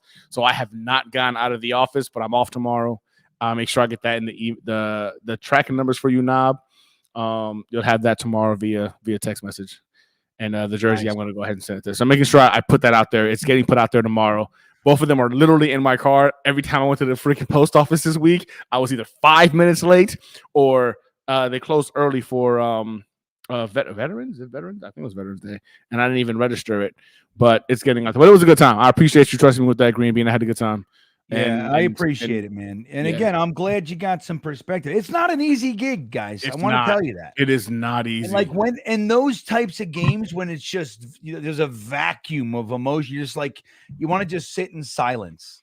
And you got to keep going and talking about it. Exactly. Not easy. Exactly. There were moments like I left the camera and I really want to just go ahead and be like, man, this team, I'm going to go ahead and just lay down in my room the dark, put the game on. But then I had to come back and remember, can't do that. I got to go ahead and hang it out with you guys and go through the pain together. Yeah. Well, good. I'm glad that you were able to do it, and I appreciate you giving stuff away to the audience too. That's amazing, man. So thank you. That was fun. Lucky Leo says, "You guys think that Saleh doesn't want to make the change because he doesn't want the locker room to turn because the team loves Zach?" It's not on Saleh. I'm sorry. Yeah, well, I don't know. I don't know. I don't think it's Saleh. I think it is. I think Saleh's got control of the roster. So this is okay. So this is my thought process on that, if you don't mind. Yeah, sure. So after watching that interview he did, where he said, "I plead the fifth," right? He couldn't say. I think there's more behind the scenes that we don't realize. I'm not saying that he can't make the decision, but I think he understands if he makes a decision, he might upset somebody. Personally, I think it's Aaron Rodgers. I personally think that Aaron Rodgers sees Zach Wilson as his little protege, as his freaking resurgence project. I think he really believes he can go ahead and get Zach fixed. And he's also been preaching about, no knee-jerk reactions and not jumping the gun too soon. And I think they're really contemplating on this is a guy trying to do his best to either get back this year. At the very least, we know he's going to be a Jet next year. And I think they're more tiptoeing around. That's the same reason why I think you see more of an Alan Lazard, more of a Dalvin Cook, vice freaking seeing Izzy out there. Like, I think there's a lot of tiptoeing happening right now because they don't want to upset Aaron Rodgers. I'm not necessarily saying Aaron said, if you bench Zach, I'm done. I'm retiring. But to me, the way he said it, it's a man that knows what he has to do, but also understands, like, if Aaron can come back this year and finish the season strong, or Aaron comes back next year and they go on that Super Bowl run, taking the L right now or sticking with Zach to appease and Aaron Rodgers makes sense. And it sucks to say that, but the way he did that press conference, knowing Saleh always having a way to express and talk about his players positively, I plead the fifth. Hey, those are great questions, man. I plead the fifth. That is not our coach. So I felt like in that moment, but that he was clarified today. He clarified, but Yeah, I'm with you, man. And we talked about it at the beginning of the show, Gunny. It's not a good look when the coach says, I don't know, well, this, that, you know what? I don't know, man. I don't know. Yeah. I plead the fifth. That's not a good look, and it does lead you to thinking like he's handcuffed. Yep. But I don't think it's. He said today there is no mandate. There is no mandate from upstairs. We're all on the same page with all this. But I think that when you look at Zach Wilson, Tim Boyle, we don't know what Trevor Seimien is, how ready he is or whatever, how he looks in practice. Maybe he looks like a pile of hot garbage. I mean, who knows? But I think that the truth is that Zach is the best chance. As rough as that is to say, I think that's really what he's alluding to. I think it's 100% that. I think he wants to win. We're in the playoff, technically in the playoff race. We're right in the heat of it. I think that if he honestly believed that one of those two other quarterbacks gave them a better chance to win, I think he would start them. And I think that he probably correctly, because it would feel that way to me, if he was to replace Zach Wilson now with one of those dudes, just because of the pressure and everybody yelling and screaming and everything, I feel like it will be the same result as last year. We will lose 4 or 5 games in a row, and it will be a disaster. I think he's doing the only thing he can do to try to save this season, and that's stick it out with Zach and hope he improves and hope we see the guy that was playing against, Kansas City. Hope we're seeing the guy that was able to manage the game well enough to beat the Eagles. I think that's what he's hoping he's able to do. I don't think he thinks the other two quarterbacks can do that. Yeah. So let me just show you guys one thing. Now, David, I want to say this is a masterful comment. I want you to say, I think GreenBean does not below Benzad. That's fucking so good, dude. Thank you for saying that's just beautiful. Now, just to the folks in the look, I just want to tell you, all I did was turn on the all 22 for another 30 seconds. Okay. And I'm going to show you something. Now, again, when we're sitting 50-yard line upper level, you can see the whole field, right? They're actually fantastic seats as far as your view, right? We were able to see all this stuff. I'm just going to show you. Again, I didn't have it, bullet pointed or anything. I just put it on. I watched a defensive series. This is right back to our offensive series. And I'm just going to show you this, guys. All right. So if you're watching it, and this is what I see every friggin' week, every single week. So just check it out. We'll take a look here. All right, that was a Brees Hall run. Here we go. I don't know what down this is. Probably third. Let's see. Okay. Now, what do you see here? Okay. You see an open guy right here. You got 2 guys covering him. So if you hit this guy, the sticks are right here, Gunny. Right? Sticks are right here. So if you hit him, you're going to be fine. But watch. You also have this guy. Now there's a linebacker right there. So, but he still has a chance to get right here. Where does Zach throw it? This guy is as covered can be. Yep. All right. I don't want to fucking hear it that there's nobody open. I don't want to hear it anymore. This is every play, guys. Every play. Even when he makes a connection, there's usually a guy wide open. Wide open. Yep. All right. So I don't want to hear it. And I'm not saying that there weren't drops. I'm not saying that there aren't offensive line issues. I'm not saying any of that. But this play, he's got the time. Now, there's going to be pressure beginning right now. It's going to be pressure right in his face. What the hell McGovern or Tittman's doing down here? I don't know. All right. So I'm not removing that. But again, there's a guy wide open right here. There's a guy right here. Both of them have a very good chance of getting to the sticks. Zach throws it over here to the coveredest guy on the entire field minus Wilson, I think that is. Look at this. Look at that, everybody. So we're talking about one. Now, maybe he doesn't have the time to get to this. All right. Maybe he's like, there's no way I'm going to get. Fine. That's the money play. But still, the first down is key. Where does he throw it? Right. He throws it to the most covered guy, actually. So the deeper route. Let's look at it again. Okay. So there's pressure there. Oh, that's why he's on his knees. So he got beat heartily. But again, let's take a look at it. Again, we're not removing the pressure. But you got to see those two guys are covered over there. Switch it and hit the open guy. He's right in your face. Look. Those guys are covered. We saw it in the other view. They're covered. Take your head, turn it left. There are two wide open guys. Nope.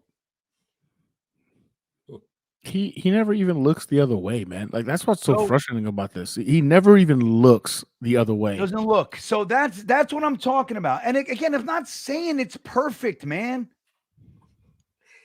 You know what's funny about Julio? He said before, "I'm not a Zach truther," and he's not.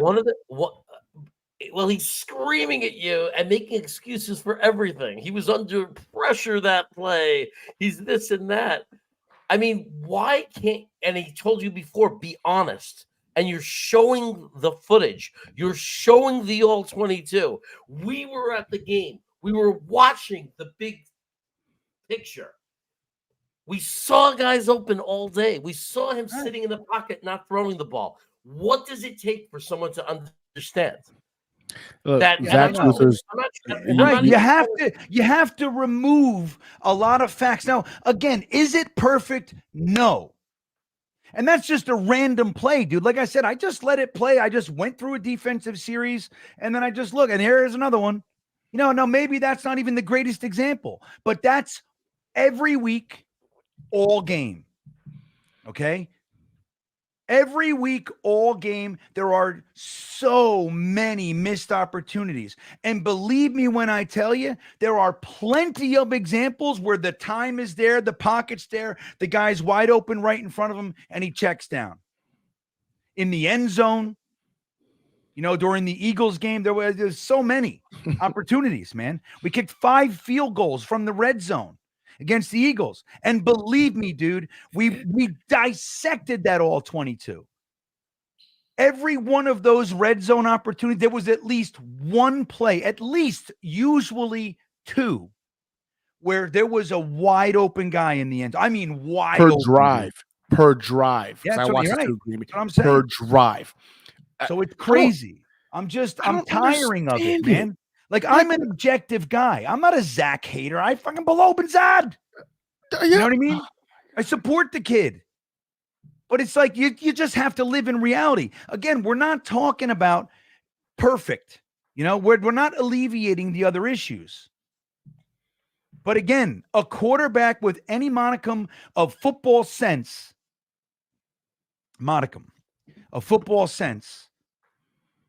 knows those guys are covered. Boom, right there. You know where your guys are going to be. He panics. He throws it to a guy who's double covered. I'm sick of it. Complete lawn care. Right on, baby. Grabner. If Zach throws for $120 and no picks next week and we win and we're back, baby, time to start thinking about well, I mean, this is the thing. Like, look, last year when he threw for $154 in the Buffalo game and we won, right before the bye. We took it. Oh, hell yeah. But that started the whole thing. Zach's efficient. So, I mean, and I'll buy that. Like, if that's all we need is $154, a touchdown, and no mistakes, and we can do it. And if we can pull that off with perfection from the defense and perfection from the special, hey, I have no issue with that for this year. But let's stop buying into the idea that this guy's going to take us anywhere. And I know the new narrative as well. He's playing like a backup quarterback. Yeah, great. Okay, fantastic. A backup quarterback that averages 10 points a game and just scored 6 points against the 32nd ranked passing defense in the NFL. Like, I don't want to hear it, guys. Like, we got to cut the shit. Either way, I'm with you, complete lawn care. We have to start thinking. Aaron Rodgers, dude, what if he goes down again in 2 games or whatever it might be? We're stuck with Zach again? Fucking 4 years? No, I can't do this. I can't. Well, look, Gunny, listen, if Zach Wilson winds up being the starter for us next year because we didn't properly prepare to get a competent backup. Now, if he's QB3 and we lose 2 freaking quarterbacks, all right, cool. But if he's QB2 and he goes back out there and he looks like Zach Wilson, I think I might just have to take the year off on content creation. I can't for the life of me. It's so ridiculous to me. I can't believe we still argue about this. I know. It's been 3 years. This is deja vu from last year all over again. We're splitting the freaking fan base over a guy who's never accomplished anything for us. And it's mind-boggling to me that this is even a thing. Well, I don't think it's 50. I don't think it's 50-50. I think it might be 10% maybe of the fan base. Touche. I mean, I hope so, Gunny. I hope that's all it is. No, I think most realize. If it's 50-50, I might have to jump off a cliff. The thing is, that's a good point. We have to suspend a lot of reality to support, not to support him. I support him. I do. But to justify the play. Like, we have to look, there are so many different characters that we've blamed over his 3-year career here. Yeah. It's like 35 friggin' different people. It's their fault. No. Because Mike White comes in, he throws for 400, 350. Joe Flacco comes in, he throws for 300 yards. Josh Johnson comes in, he throws for 330 and 3/4. Like, this is, Streveler came in I think it was a Jacksonville game. And he looked like complete garbage, but by comparison, it was like, "Ooh, we got a shot." You know what I mean? It was like it was a shot in the arm.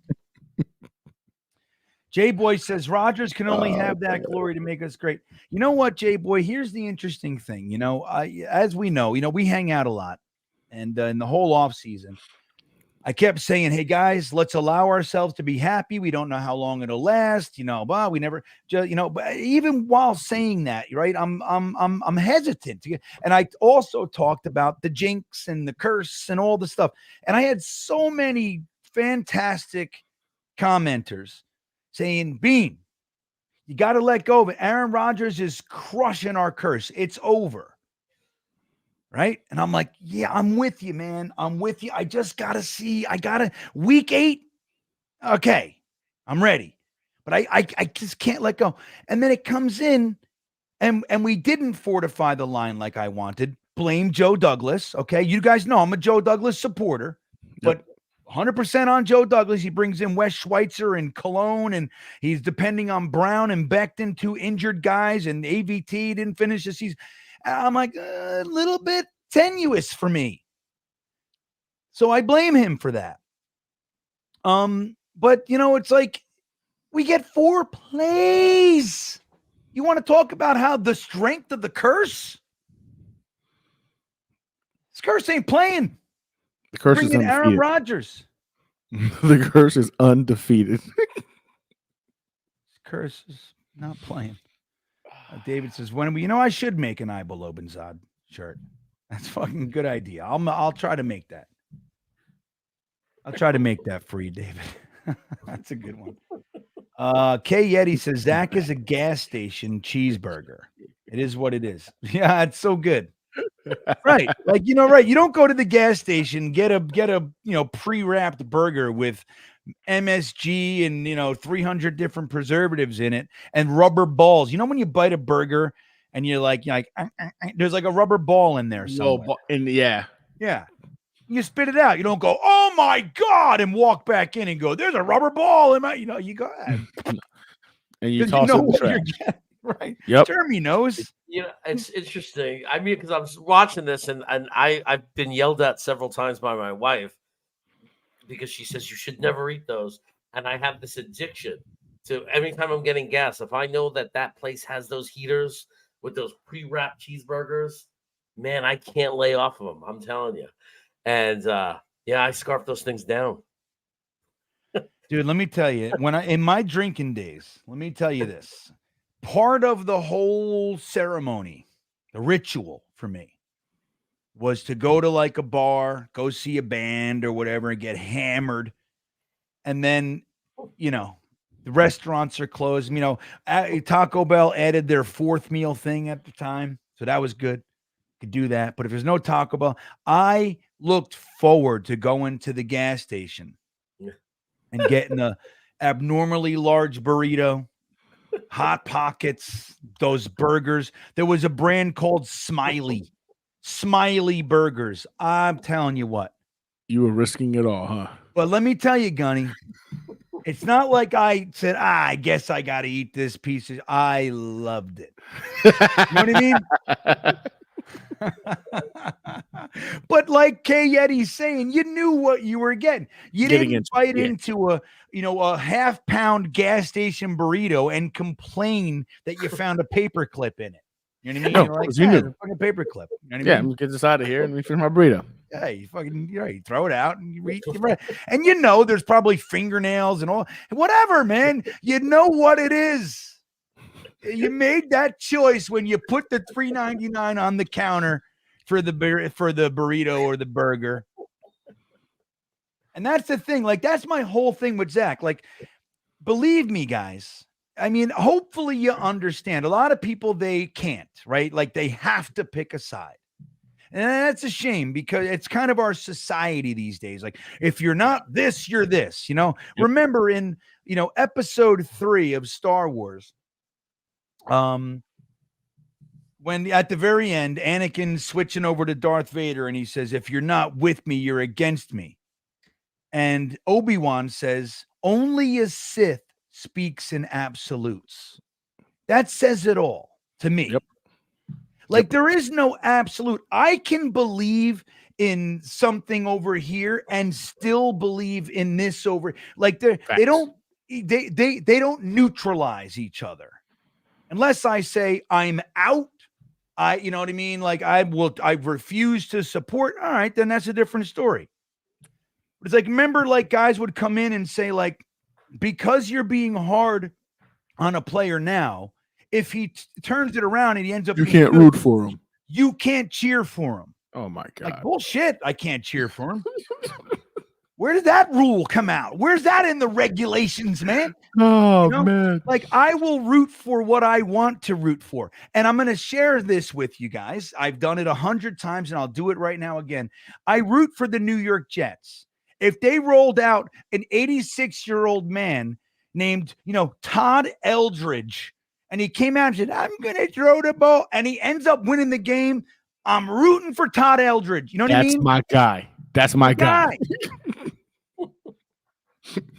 No, it's not optimal. It's not what I would have done. But it is what it is. As soon as they walk out on the field with the Jets helmet on, I'm rooting for them.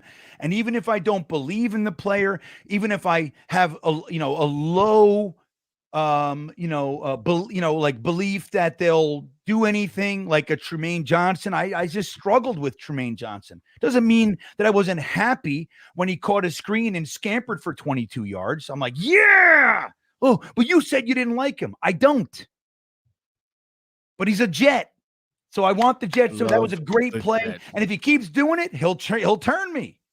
That's the whole thing. I support Zach Wilson because he's our quarterback. I want nothing more than for this kid to turn it around and build off the Chiefs and the Eagles games. That's what I want.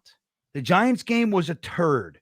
He ended up with the last 24 seconds and overtime saving the day. Good. Great. But let me tell you something. The drive before that, he took a sack on 4th and 10, which was absurd. And let me tell you this. I'm going to show you something right here.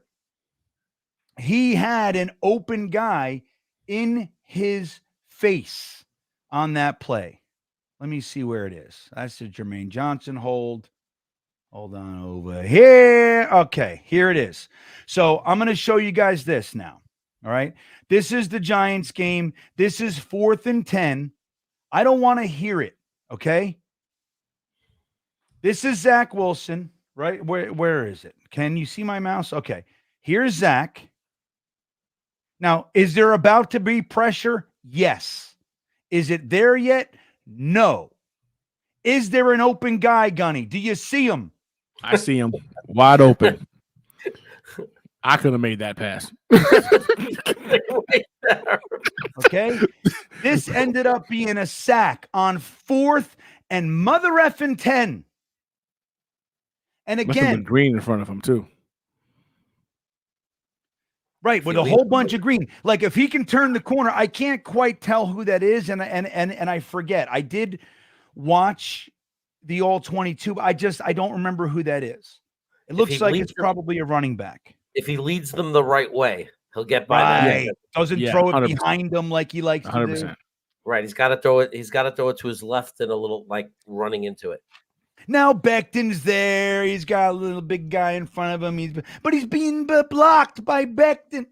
Like, come on. We can't. Like every excuse in the book. It's insane. It's so insane like, to me. 4th and 10. Gunny, this is 4th and 10. Right? There's a guy. I'd like what do we hear every week? Nobody can get separation. Really? You can't get more separation in the NFL. You can't get more open. This is what we call wide open. And let me tell you something. You can see by this, he's just starting his stride. Okay? He's burned. What makes it worse is throws the ball right here. Looking right at him, too. Like his head is facing right at that. He's looking right at him, dude. He's looking right at him. All he's got to do is a little pitch and catch. Boop. Every high school PAL, 12-year-old kid can go, oh, there's a guy, and just toss it, just throw it over this guy, just a little pitch and catch. Throw it right here. We'll get it. Yep. It's like the most important play of the game at this moment. I mean, it's 4th and 10. I don't understand. And I don't understand that no matter what, even if there wasn't a guy open, you don't take that sack, you throw it up. No, but he had to throw it. He had the and guy. We saw it 5 or 6 times in the Chargers game. Where, believe me, we were yelling, throw it, he's open, look at throw it. Like that's what we were doing. So again, guys, like we can defend, and I'm not saying it's all his. There's plenty of blame to go around, but at the center of it all is Zach Wilson, and I don't give 2 shits which analyzer says one thing or the. I mean, I listen to people, I respect people. There are people who know significantly more than I do, but I do know the game of football. I've been watching it my whole friggin' life, and I might not be able to tell you what the block is called, in every instance, but I'm going to tell you something about the game of football. That is wide open. That is 4th and 10, and Zach should have taken that shot, and he didn't. He took a sack on 4th and 10. Luckily, we got it back with 24 seconds left. All right, so I don't want to hear it, everybody. We got won that game example more after so. example after example. I'll say it right now, Dable gave us that game. I'm sorry, that was just horrendous coaching on Dable's part. The prevent defense, I don't know what the hell he was thinking. Like, the game was won. The game was over. 99.9% calculation of loss. Like, all you had to do was not mess it up, and you win that game. And they mess it up, and they let us get back into it. Right. And then so like that shit, like when the defense, well, dude, the defense played an amazing game. They held Herbert to career lows across the board. 136 yards. That's the worst of his NFL career. 27-0, or is it 6? Crazy town. Real quick, Jay, but I'll get right to that. I just want to, John, what did I say? Only a Sith, what did I say? Speaks in absolutes, maybe? Yep, correct. Yeah, deals. All right, thank you deals. for the correction. But we understood the gist of it. Right, we got a Star Wars truther in the house. It's a good. John was good like, no. Like, hey, buddy, incorrect. You're gonna do it. Absolutes. You're gonna do it. You do it right. Damn it. I'm with you, man. There was a time, John. There was a time. I read 31 Star Wars novels, and then Disney bought it, and they said, the whole expanded universe, it's not canon anymore. And I got pissed, and I stopped. Now, I watched the flicks, and I watched the shows, but I'm not doing it. I'm not digging in anymore. So I kind of lost a little bit. But yeah, I got the basic point out. Right, John? Is that good, right? Give me that. But thank you for the clarification. I do appreciate it. J-Boy says, Rodgers comes back versus Washington. Then we win the next 7 because 100% healthy Rodgers in the playoffs is dangerous. All we need is the 7th seed. I'm with you, man. And that's the truth. But you know what sucks about the Chargers game is that the entire AFC East lost. And we would have literally been above Buffalo and a game behind the Dolphins. Going into the Raiders, you know what I mean? Going into, the Raiders, Buffalo, Miami, and then we got some head-to-heads, and it makes it exciting. Like, I don't want to lose to the resurgent Raiders. They're excited. It's like we had an opportunity. That's what's so frustrating, I think, J-Boy. But your point is strong. That's all we need. You just got to get in the dance, which we haven't done in 13 years. So it's tough, man. It's tough. I'm looking for perfection, Paris says. You know what, Paris? Screw you, buddy. I'm not looking for shit. I'm looking for competence, my friend. That's what I'm looking for, Paris. Competence. Perfection. Paris likes to bust my balls. That's what he does. It's like, guys, at the same time, like we said, our defense, what they were able to do, and it's really a shame because there were turnovers. Garrett Wilson had a terrible fumble, which sucks because it was right after the first roughing the passer call for the New York Jets since 2021 in 28 games, I think it was. And I want to show you guys what that looked like. Let me see here. We were so excited. It was comical. Like it was actually funny to me how excited we were for just the fact that we got a roughing the passer. Like it was hysterical. Like I couldn't help laughing. Let me see where it is. Is it here? This is it. Okay. So you guys got to see this. I'm going to get Paris's disgusting comment off my screen. So let me show you here. So we get the roughing the passer call, and I'm thinking, all right, this is going to be our game, baby. It's turning, like we had all kinds of reasons to believe. And then one play later, Garrett Wilson fumbles. But this is what it looked like. This is Jets fans responding to the first roughing the passer call called in the Jets' favor since 2021. Here we go. This is all our group, too.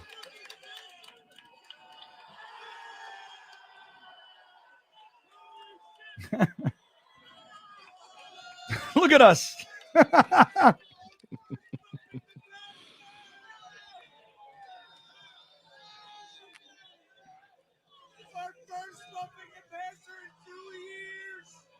That was the highlight of the game. Literally, that was the highlight of the It game. really was. Did you see how excited we were? We're like, oh my God, it's changing. Oh, roughing the passer. That was it. That was the. I'm not gonna lie to you. I saw it and I was like, we just get no way. We didn't just get one of the. Shocked me. Completely shocked. I was like, wow. And for some reason, I thought, yeah, things are changing. We're gonna go ahead and win this game. Played myself again. Played myself again. I thought it was going to change some things for Let us. me show you. I want to show you guys Lucky Leo. I saw him in there. Hold on. Here he is. Wait. Where is he? All right. See this guy right here? Oh, there he is. Wait. Can we get a better shot? Yeah, that's Leo, everybody. There's lots of great. This whole section was our group. Look at this guy's smile right up here, Jeremy. Look at that. Yeah, yeah. So happy. So happy. All right, here's a good. Let me get a good shot of Leo's smile. I want to. Here, kind of see it right there. See him? He's Look happy. at Leo. Yeah. He's so happy, dude. Leo is so happy. You got to meet GreenBean. And the Jets just stole his entire soul. Look at everybody. Look at there he is. Look at that. Look at all those grins. Look at us. Happy faces. Look at Leo. He's like, I love life. You know, such a good dude. And then the rest of the week, just miserable because their team couldn't score a fucking touchdown. Nothing. Against Listen the to worst whole defense stadium. in You the hear that? NFL. The whole stadium goes with us. At first, it's just us. Then the whole stadium goes like when it became official.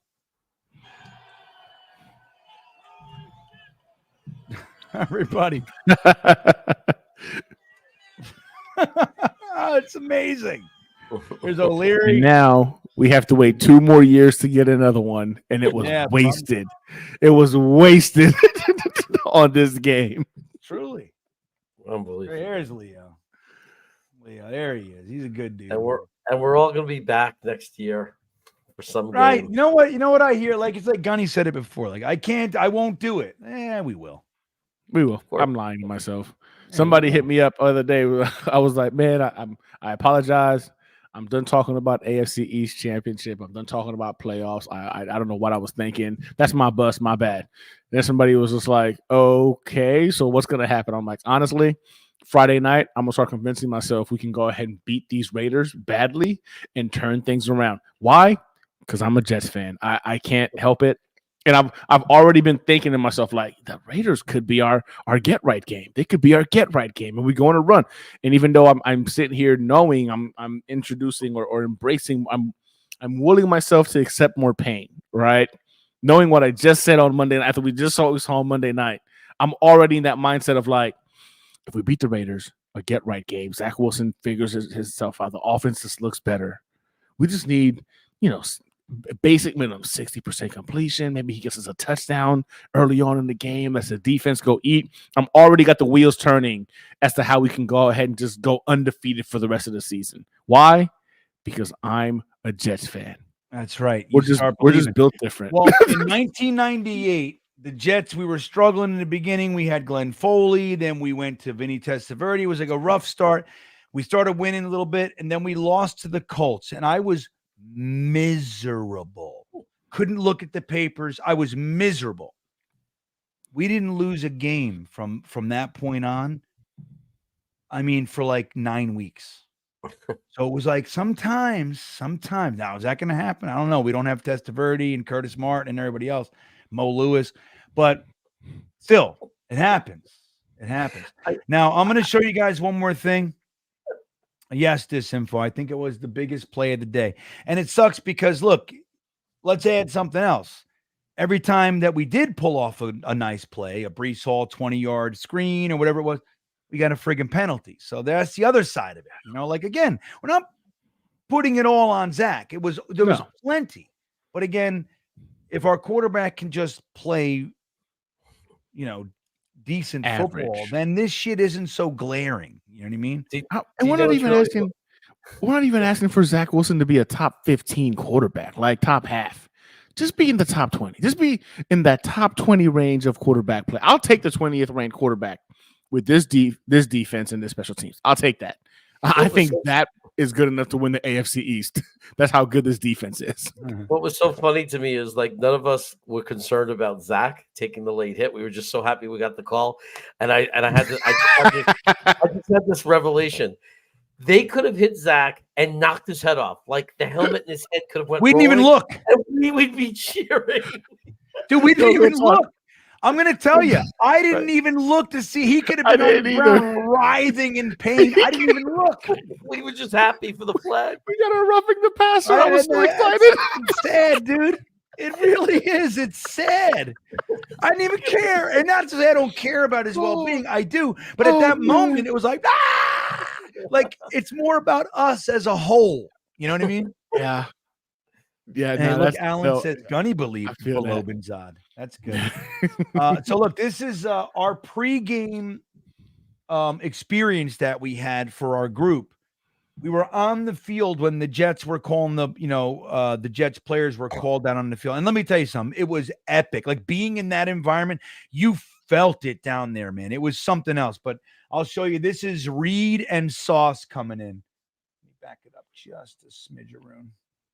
All right, so there's Carter. Yeah, I'll let you listen to Reed and Sauce. Look at that. It's all dark and the lights are on our wrists. We had these wristband LED things. And here we go.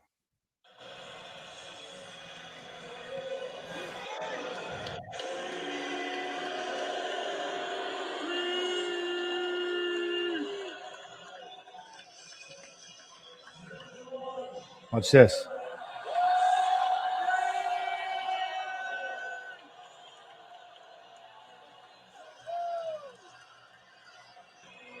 And let me tell you something. Sauce had a great game, everybody. Yeah, you did. It was excellent. Who's this? There's Quincy Williams.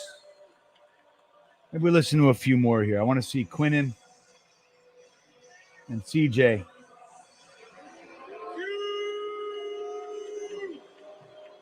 Oh, sorry.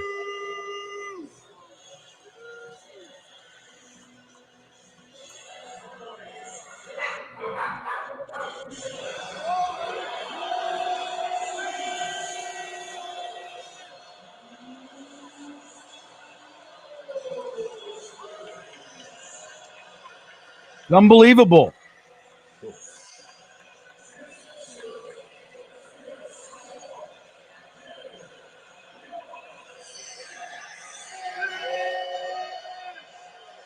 Like we were rearing and ready to go. It's a shame.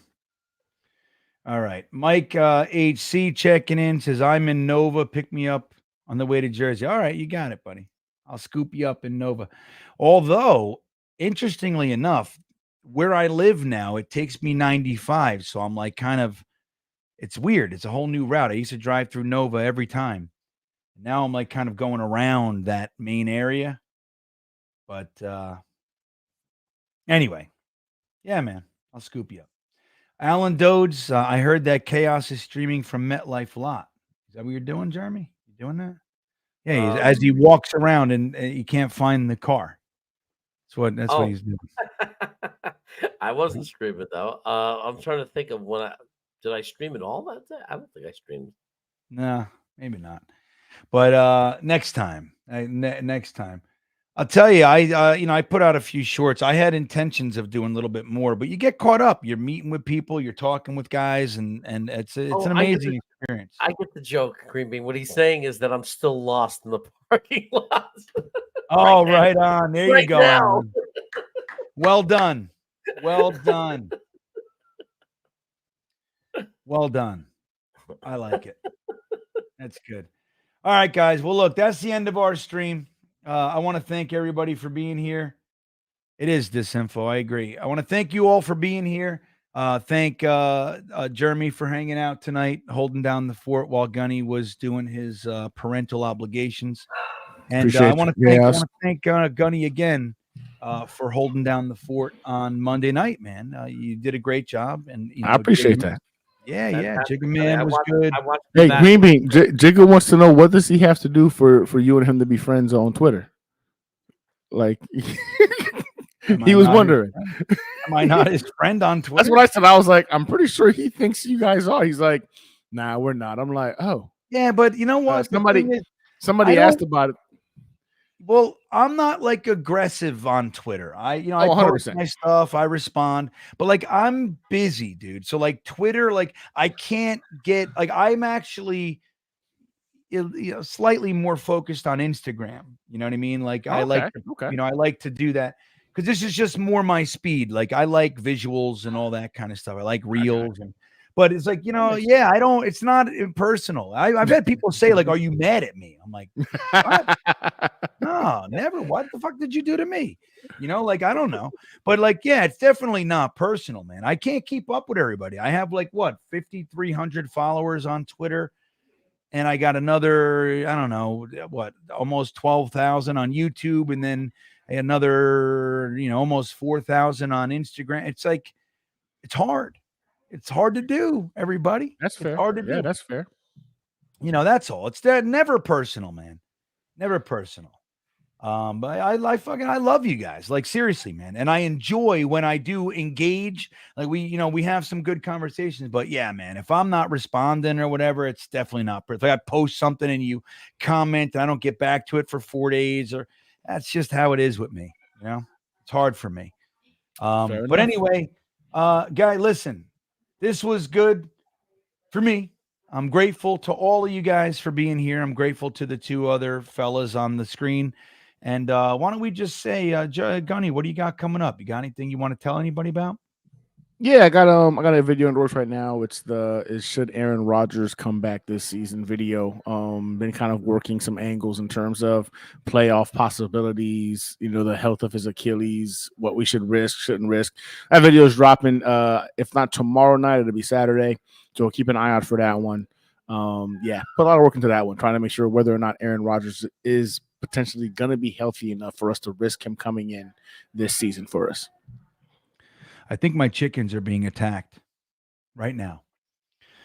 I'm hearing like, blah, blah, blah, blah. So my son didn't close up the thing. That's not a good 10 o'clock That's sound. not good. Oh, Yeah, no. Not good at all. The rooster, I got a fucking rooster, man. Go do your job, buddy. You know what I mean? A fox come in, the rooster will attack the living shit out of it. So maybe there's just a battle going on. I'll come back. My rooster will be a little battle worn, but he'll win. You know what I mean? Anyway, that all said, Jeremy, what do you got cooking? We got Sunday Night Football coming up. Looking forward to it. GreenBean will be back. Although Gunny, I loved what you guys did. I watched it back. Really great job. And I also just released a video today on Brooklyn Brothers food review. If you want to see me give a review of authentic lumpia, a Filipino egg roll, that's out right now at Brooklyn Brothers food review. And he's going to have the Jimmy Buffs review coming soon. Absolutely. Italian hot dog. That was great. Absolutely. But yeah, man, it's a great channel. You got to check out Jeremy's food channel. It's fantastic. I mean, if anybody knows food, it's him and his disgusting brothers, right? These guys, they know how to eat some. They'll eat anything. These three. But it's great. I actually enjoy it. Sincerely. But yeah, so guys, like Jeremy said, we have the game coming up this weekend. Our game stream is live and action packed. We have a good time. No reason to watch the game alone. Come and hang out with us. We'll start. It's an 8:20 game. I'll say we'll get 7:45, something like that. Maybe 7:30. We'll get started and we'll hang out. But yeah, man, I thank you guys for being here. Jets Pod is out. I put it out a couple days late because of the travel, but it's out now. You can see me driving home. I show the Baltimore Ravens Stadium. I drive through Baltimore through the video. If you haven't checked it out, go ahead. But that all said, I love you guys. Opinions aside, we can disagree on things, but we're all Jets fans and we need to stay together. That's how I see it. With that all said, everybody, have a great night, and we will see you next time. Yeah, here we come, baby. Here we come. Here come the Jets, man. I want to kiss you. Thanks, Joe. You want to run or you want to duck down? You want to duck, so you go over there and get onto the bench and stay there. You play to win the game. My message for the fans, we're all frustrated with where we are right now.